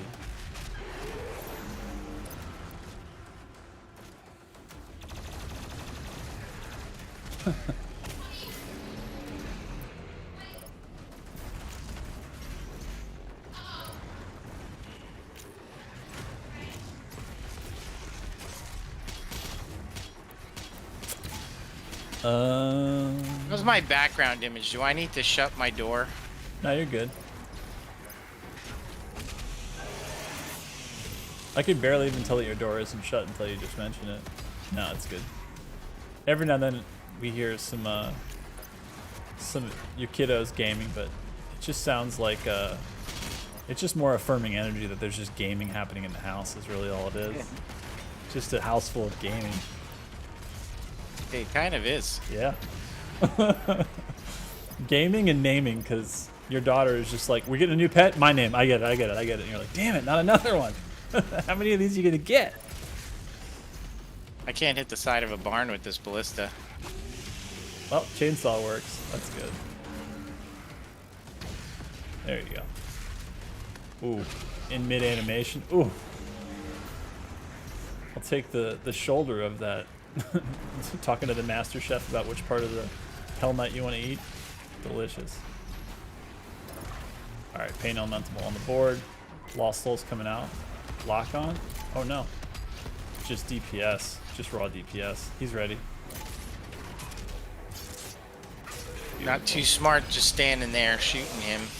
Buff Totem's out. That was a really nice choice right there to do the chainsaw though to stop the super aggro versions of everybody. Interrupt their attack. Oh god, there's so many head turrets. There's too many Arachnotrons. We gotta get them off the board. Oh my god, the way that that one fell over frozen was incredible. Alright, here we go. Ooh, okay, we're good. Yeah. Got all the resources now. Oh yeah, stack. Maybe ammo though. Maybe we need that. And now he has. Who's causing trouble? Who am I hearing? Baron? Yeah.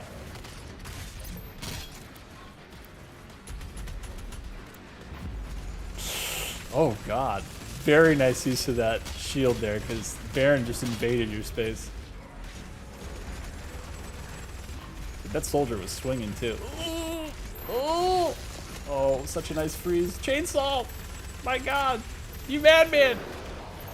Oh, well played. Well played. Oh, that was Shveddy. Oof. Don't turn around. Nicely done. I think he's the last one.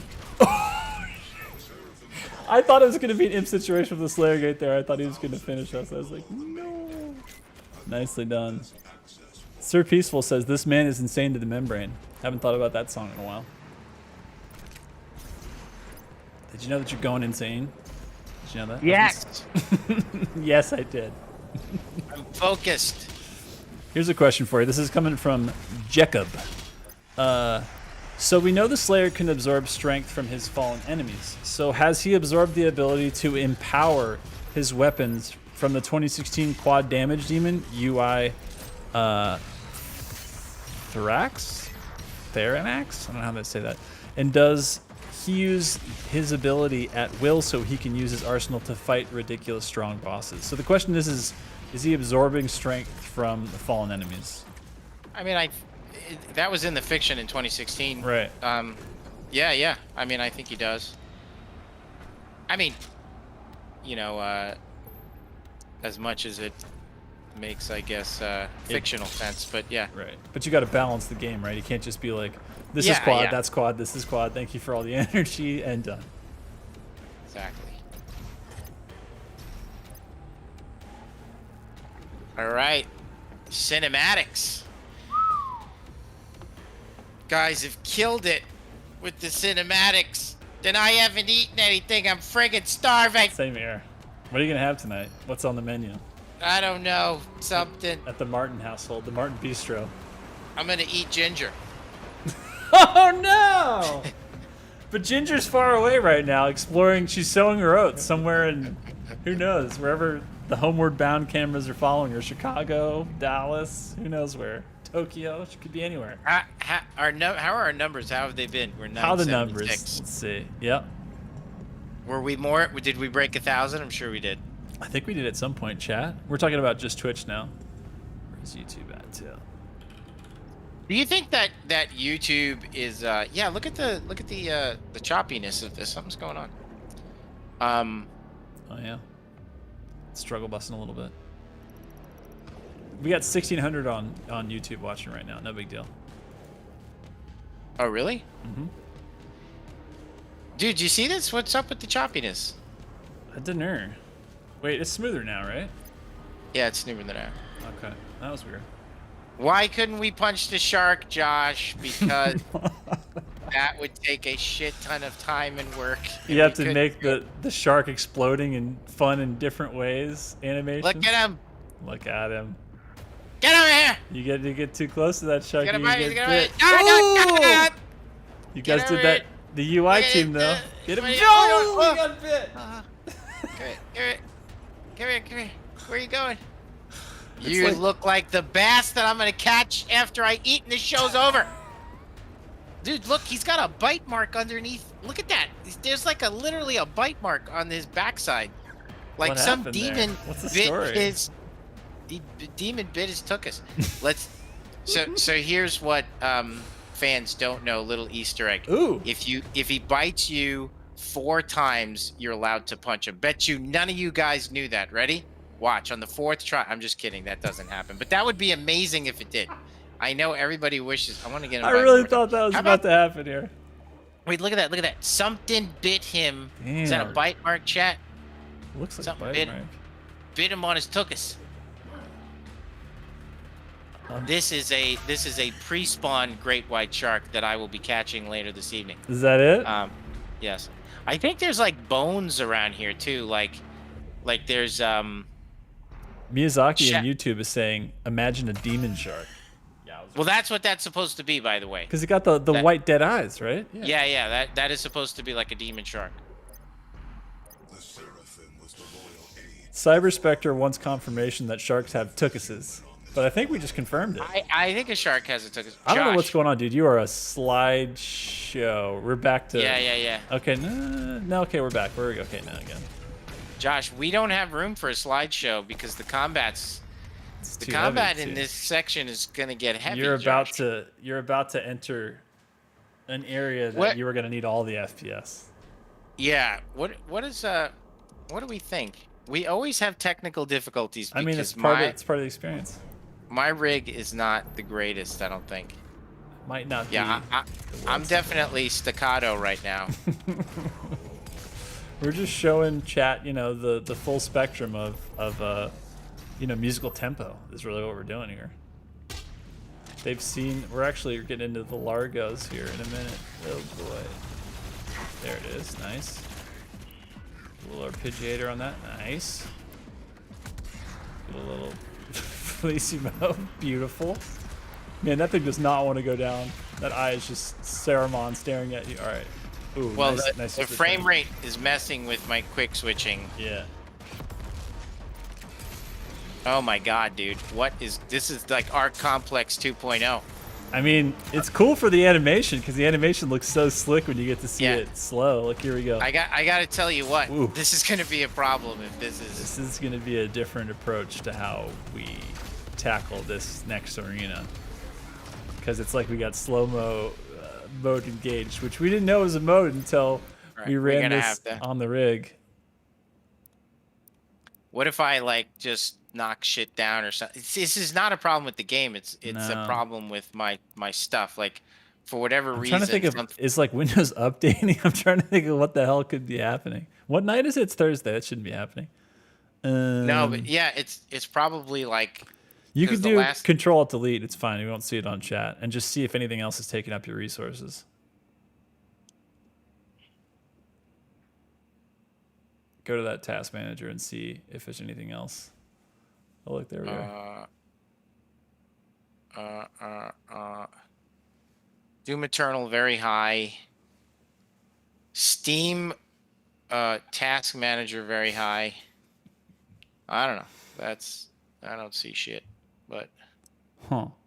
tell you what, let's end task on Do you Teams. have, do you have preset from compute in video settings on? Because that should be off. Say that again. There's like a preset from compute option. Are you in game again? No. Switch back whenever you're ready. All right. Resource and performance thing. I'll drop that. We're going to drop. No. Come on. I turned you off. Go away. Come on, chat. Give us the tech. Give us the IT. Okay. So, actually, the one thing that I'm going to check too is. And if you're new to the stream and you're like, how could they possibly have a tech issue? Buckle up. It's gonna be It's gonna be a long DLC, and this is how we do it. So yes, get ready, get used to it. Okay, so then all right, we're back in. Oh my God! Wait, go to video settings real quick. Let me see something. Go to settings and then video. Is preset? Yeah. Turn that one on. The preset from I can't speak from compute. Turn that off, and then apply. With yeah. Okay, let's try this.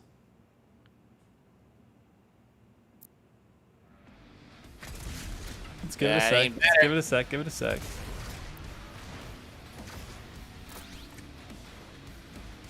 Man, this is rough skins. I mean, welcome back to our complex. I think. Are we doing this or are we restarting your PC? It's one of two.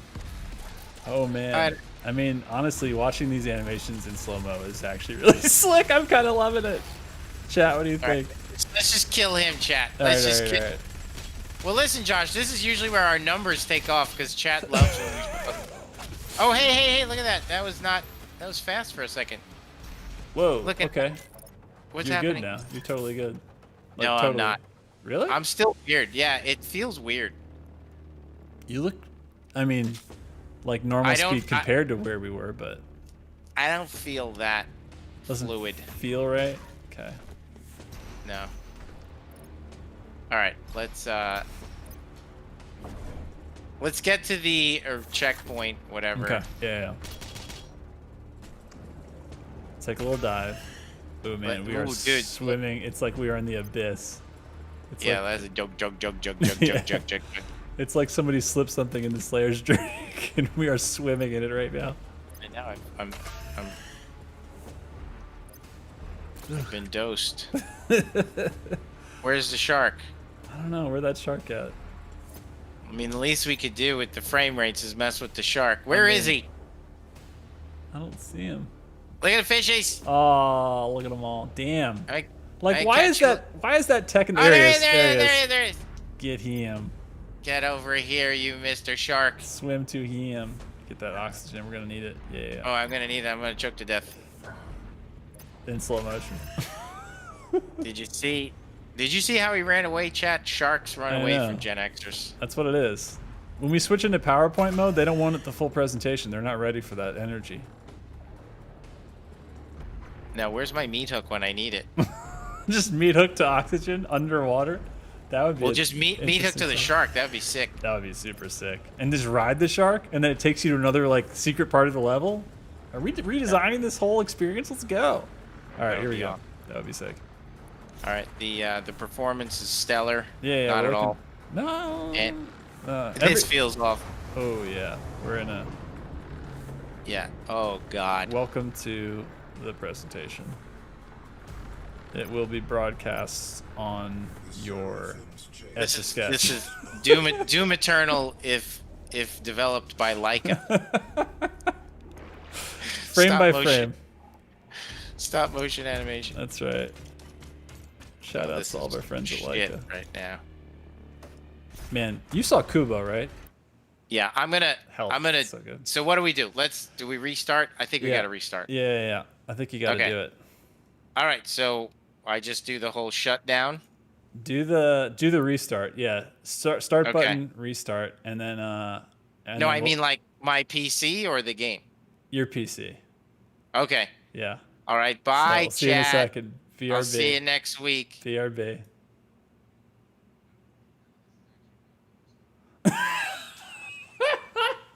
He's just making a snack. This is just a snack break.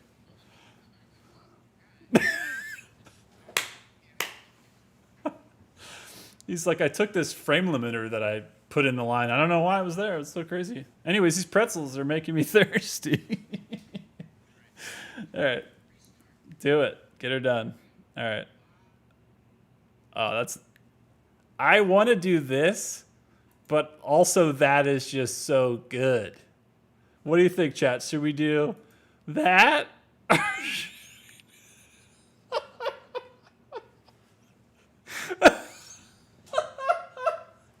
Every time I look at it, it gets better. Oh, man. Okay, keep the face. I'm hearing keep the face. Oh, it's too good. All right, so let's take some Hugo questions. What do you guys got? What do you...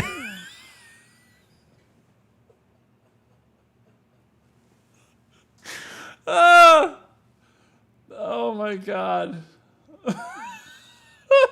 That's Hugo Unchained.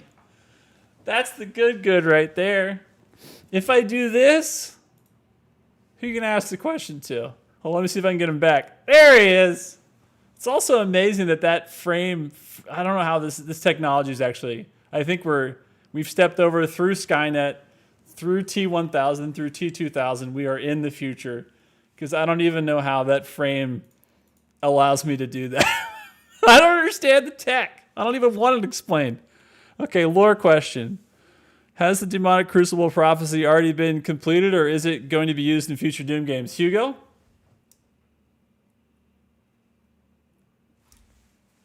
There it is. That's the answer.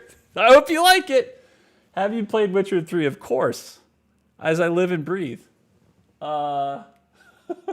New Discord emote? Get it going. Put it on all of them. All right. He's officially left the chat, so I'm going to wait until he rejoins. How's it going? How are we feeling? Is anybody already eating dinner? Because I feel like even though I knew that this was going to happen, because I knew that when we were like, because last time we streamed, we did both, we did Urdak with the Con Maker, and of course we did Final Sin and Icon of Sin, and I was like, that's going to be a long one. And then we talked about balance, we talked about DLC, we talked about sentiment, we talked about the community. It was like a 5-hour stream. It was like a day and a half stream. So I was like, we're only doing one level this week. We're only doing one level per week now. So this is going to be like maybe 2 hours, 2.5 if we stretch it.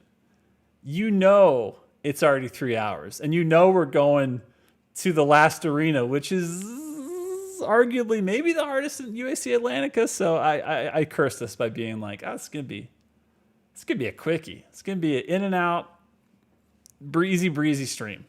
No big deal. If I should have known that we were gonna have a calzone break, we were gonna have a frame breakdown, we were gonna have a PowerPoint slideshow, we were gonna talk about. God, can you believe that we got into the stand-up comedy part though? Like, this is why I love doing this, y'all. It's like, we just get into crazy stuff. I see a question coming from Mira Kulo666. The question is, Josh, what video game changed your life? This is going to sound so cheesy because I am wearing all Doom stuff on a Doom stream. But legitimately, like, Doom, the first time I played it, which was the shareware 93, from that moment on, I took my whole life savings, which I was a kid. I was like, I don't know, 13 or something in middle school. And then was like, how much does it cost? I found a place that built custom PCs around me called like Tiger Soft or something. I don't know what the hell some little LLC was, ran out of like some little shopping center. And I bought a Cyrix 166, which don't look, if I was going to go back and tell you who to believe in, whether it was Intel or Cyrix, that was like one of the first, kind of like AMD, because AMD is like, they got it. Like they figured it out. AMD and Intel are actually neck and neck. They both make amazing products. But yo, I'm not trying to say anything bad about a product, but Cyrix, they were selling stuff like a Pentium. Like this is a Cyrix 166. That thing ran like a Pentium 20. That thing was not fast, but oh boy, did I run some Doom on it. So yeah, Doom changed my life more than anything else because like I was saying, every weekend, my buddies and I, we would pick whose house we were going to do sleepovers at, and all weekend, all we'd do was play Doom. We'd play Deathmatch. We used to have, somehow somebody, I don't know if they stole it, hopefully not, I'm not trying to teach bad habits, but somebody had one of those like a yield sign, but it was like a cow crossing sign. Don't ask me where they got it, but that's the sign that we put in my basement that we had our records on. That we had. I'm hearing Discord again. Are you coming back, Hugo? Are you back? Yes. All right, hold on. All right, let me go over here. Boom. I saw my picture. It looked bad. By bad, you mean badass and amazing. That will be on every Discord server as the emote that was like, if you were there when, you know what it was. That was the ultimate poggers. I've got the thing hooked up. You took off the frame limiter, took down a calzone, good to go? Yes. Okay. I did. I'm not gonna lie. We may have eaten something really quickly, but Damn it. I also have that program ready. Do you need to do the thing? I do. You ready? Yes, sir. I did my side of it. All right. I did mine. Okay, and then if the game is launched, then we're good to go. Oh, the game is not launched. All right, let's launch the game. But meanwhile, I was just telling him, Hugo, in my basement, I don't know if someone stole it. I'm not going to condone stealing street signs, but somebody had one of those like yield signs, but it was a cow crossing, and that's where we put up a hand-drawn version of like deathmatch scores in Doom 2. And every weekend, all we did is go down there and compete for who had the most frags. And we would play to 100. We would do like Bob 10, Old West. We played everything, all the Duango stuff. Because, we would practice on Duango during the week, and then we would come LAN where you'd have no lag. And we went from Bernelli networks to 10-base T networks to 100. This is way before Gig didn't even exist. Gig wasn't even a thing. You couldn't even think that many numbers. There was not even that many numbers in the lexicon yet. But yeah, man, Doom 2, the question was what game changed my life, and it sounds so cheesy to say it on a Doom stream, but it is without a doubt Doom.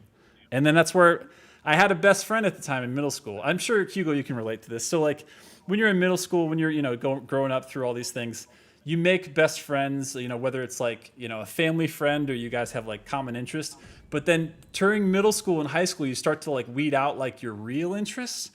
And I basically, this sounds so bad, but I traded my best friend and a guy that I had been best friends with for like 5 years at that point.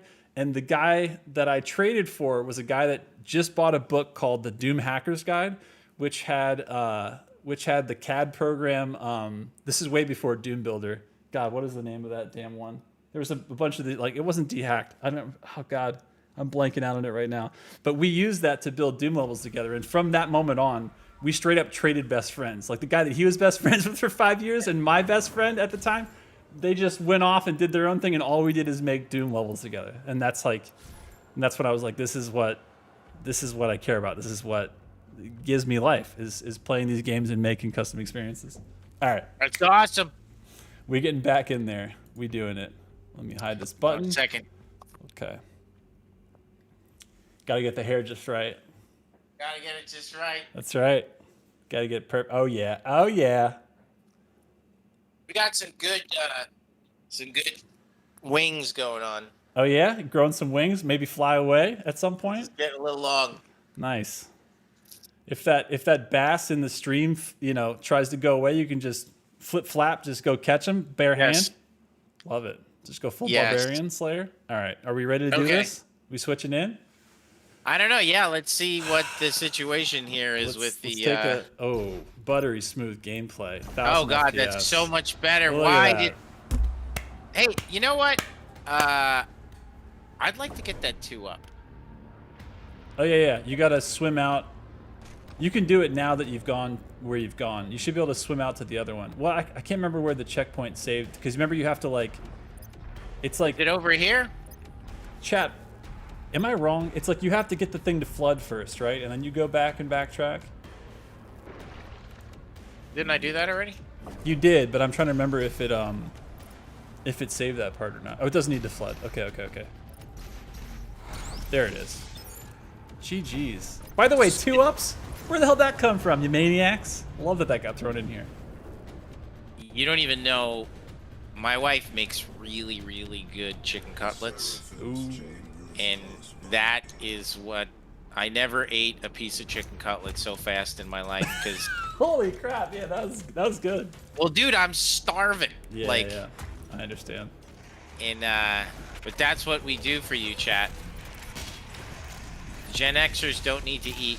We just live off the energy. That's what it is. It's just feeding from the screen directly into your veins. It's a cycle that's just going back and forth where there's just energy exchange and you're good.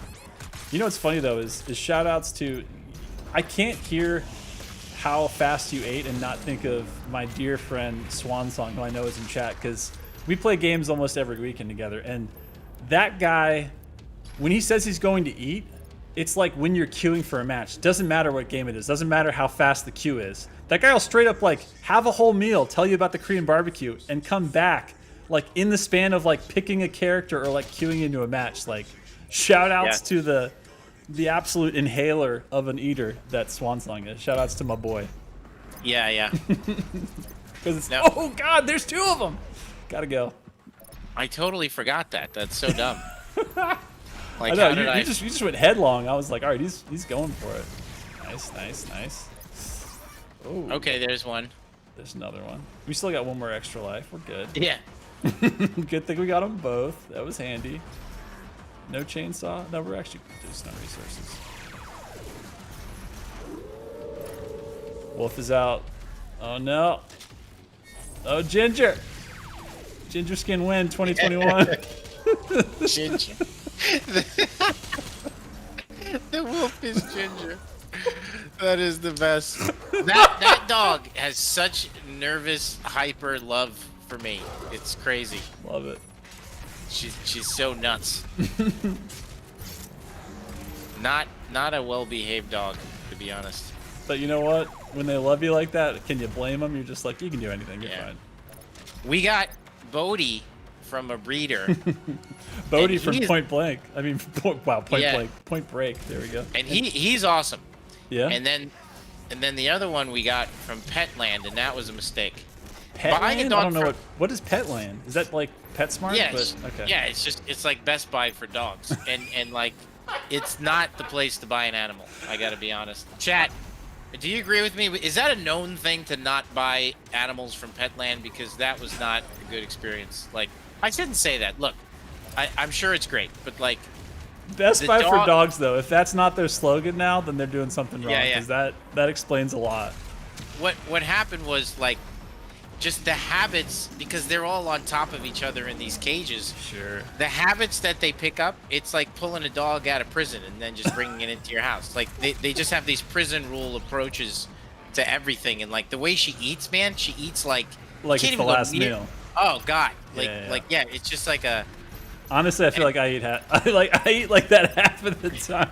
Honestly, I'm not trying to besmirch my girlfriend, but she's like one of those people that like, when she would eat desserts when she was still a sugar person, she would not share. She's like, this part's mine, that part's yours. We're not doing Japan style crap. This isn't an izakaya. This is my dessert. Hands off the creme brulee. You cannot have a bite. But you know, I respect that. I do too. Yeah. Oh god. You got to live because you've taken out both Marauders so well, and you still got an extra life to go. Oh yeah, we're looking good. Oh god, the Magnus. Yeah, but that's because I had a no glory kill thing. Yep. Oh, get out of that lane. Get away. Okay, sweet. Yeah, what all the right. Oh boy, I'm out of bullets. But she has 2 blood punches and flame belch, and you got that was your last pip. So no more gas for a minute here. But he wants to be glory killed. Oh my god, was there even a torso left? That was incredible.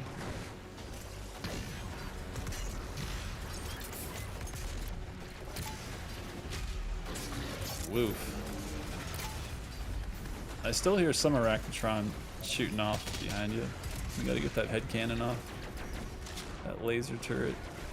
Ooh, very nice. It's so funny how like every now and then I'll sleep on how powerful the super shotgun is at point blank. Like you can one-shot a Revenant. I just forget, and even Hell Knights. I mean, for carcasses for sure, I do it to them all the time, but I don't do it enough to enough enemies where you're just like, oh yeah, you don't actually need to combo it. You can just single fire it if you're close enough, and it'll wreck.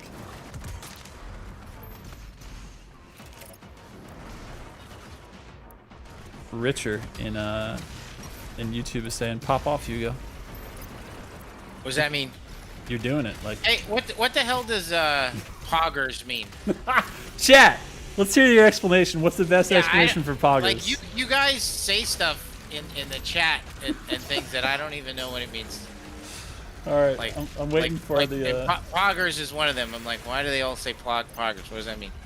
So Boomer got it with a million numbers after it says pog equals yay. But like, or based, hype. like, from what? What is poggers from, chat? I want to hear their explanation. Hugo poggers, play the game. It means pog. Wow. Well, I know that, but like, how did you get like?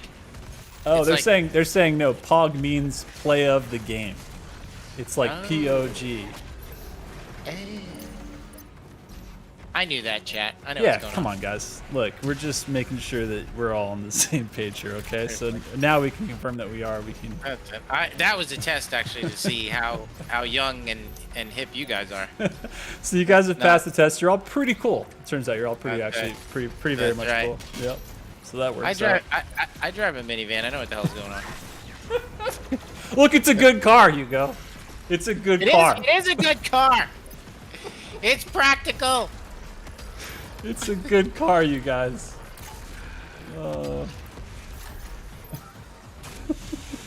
Listen, I'm gonna take all y'all for a ride. I gotta come up with a name for the minivan because now Yeah, it's this like hoopty. I know. It's like gonna become It's this like- infamous thing. that's right. It's the Hell Beast. I think it has to be. Yeah, maybe it could be Hellbeast. Maybe it could be like. Could it be something related to fishing somehow? Like the tackle box kind of works. It's the Vancubus. Oh, it's the Vancubus. That's it. It is both a pun, a dad joke, and a Doom reference all in the same. All in the same thing. Y'all, you remember when you were here for Vancubus? Because that's confirmed now. That's just lore. That's canon. Print That's it, it. frame it. You're a part That's of it. it. We're at. Okay. All right. Do you remember when Hugo promised that he would take us all on the Vancubus for a fishing match? Well, yeah, you do because you were here and you're part of it. So All right, it's about to take pop that off, with I you. know, because the this is when they get all crazy with the spawns. that's when it's about to pop off. Okay, okay. Yeah, I think I just have to get this guy, and then everything's gonna go insane. I'm seeing people say Vancubus, play of the game. It's the new play of the game. I love it. Ooh, very nice freeze there. Stop that attack. Oh, circle strafing all day, every day, forever. See you later. Bye-bye, Carcass. We got this. Music's kicked in. Die, please. Ooh. That was such a clean meat hook, honestly. That was really nice. That imp is trying to block your path, though.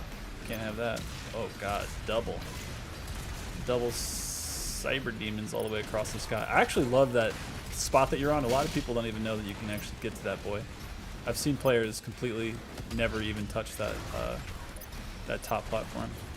Ooh, lock on. Yes, please. Yes, please. Is it time to chainsaw? It is. We have one now. Oh, yeah.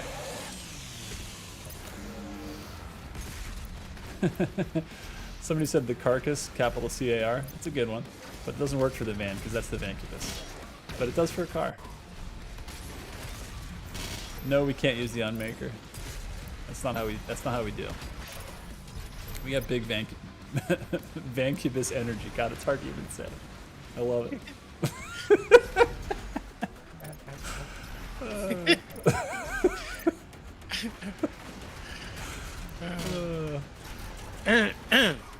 All right. All the lock on, all the time. Ooh, he ready. He gone. Ooh, plus a burn. Let's go. Let's go. You know, I would like to burn more groups. I don't do that enough. Yeah, especially when like, I remember, was it last week or the week before? You were burned. Yeah, it was last week because we were on Final Sin. You would burn, frag grenade and bounce, and just like all the resources keep coming back to you. You just be like armor pools, armor pools. I love that like fadeaway. Oh god. Oh my god, it's getting hectic. I love it. Well done. Yeah, sometimes you just gotta use the big guns and not worry that it's being used on imps because energy. But yeah, I love those fadeaway frag grenades after you flame belch because it's just like resource. Yes, get. Where the hell is this guy? I don't know. Is he underneath? Yes, he is.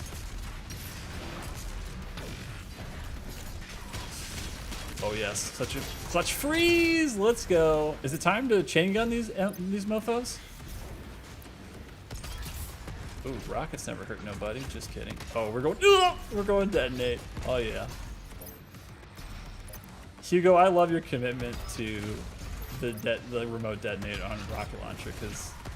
Oh god, and you do it up close because you don't care. I love it. Oh my god.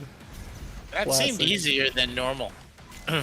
Oh god, you're like, I we don't actually think got to step that encounter up. No, you just Yeah. did well, man. You did well. No, You but we have to didn't actually nerf this encounter though. Like I believe this is the same.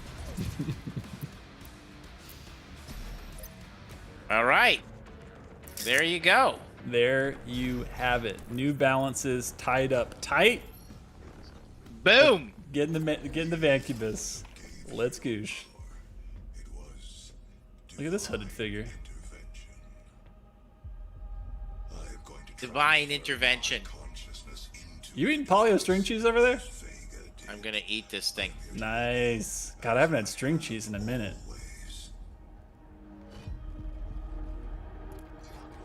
Yeah, buddy, Samuel. And now, they will fear you.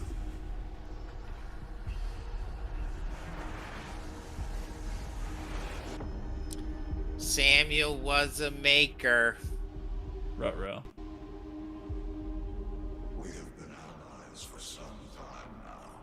I knew who you were the moment you set foot in our world, and who you could become to us. I brought you to the end. God, the lighting on the Slayer right there is so tight. In that front shot. Where would all of this be now had I not had the foresight to Ruh-roh. Your gifts are owed to us now. Repay the Father for all he has granted us both by returning him to his throne, and then he will save us all. Nice. Damn. G to the G's. Vanuel Hayden, somebody said. Vanuel Hayden, if you get another van, you have the Vancubus, and then you're going to have Vanuel. I think I like Vanuel Hayden better. That might be better. Who said that? Hold on. Vanuel Hayden. Damn it, it's this Boomer 1, 2, 3, 4, 5, 6, 7, and then a bunch of other numbers. Vanuel Hayden. Ooh. Oh my god, that's very good. Ooh, This is it's very good. funny. That is top shelf stuff right there. Wow. That is. All right, well, I think we did it. There you go. I think we did UAC Atlantica. Well played, sir. Well played. We did. We got stuck a bit on the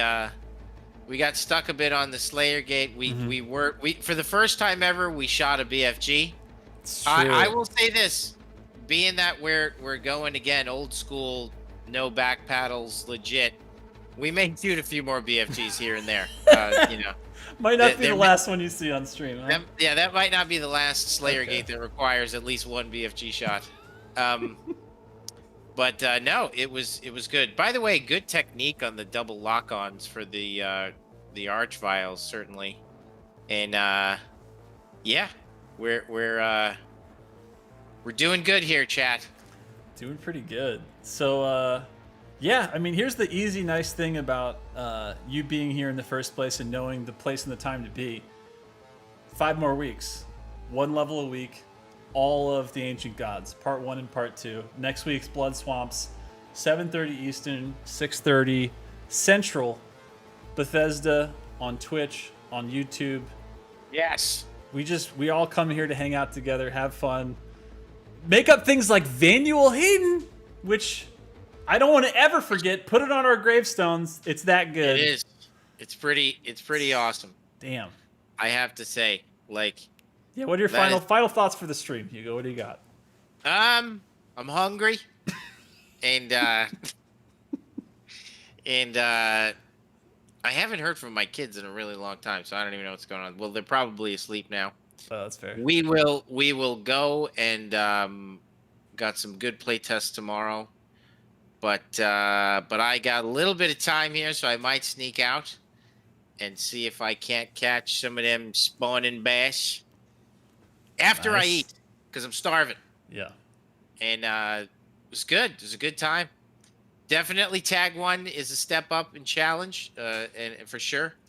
And Nightmare is no joke, but it's fun and it pushes you, and it's a good challenge. That's really what the DLCs were about. Obviously, were to kind of like step up the challenge. And you know what? I think I hear. Hold on. Avery. She might be here. See if she can say hello again. I don't know if she will. Do you want to say hello? You don't want to say hello? Really quick? Say goodbye to everybody? I'm saying goodbye to everybody. She doesn't want to come. Hey. She's not going to come. You could just wave goodbye. Come on. She's not going to do it. She's nervous. It's fair. But she's going to bed. That's what she's doing. So, and so should we all. That's right. And that's right. And here she comes. Bye. Come here. Say goodbye to everybody. Come on. All right. Say goodbye. Later. All right. Bye, everybody. Can you see her? Oh yeah, that's awesome. Bye. Bye, everybody. Later, see you guys. next week. Love you See guys. you next week. Thanks See you for then. showing up. Thanks, you guys. See you later. Till then.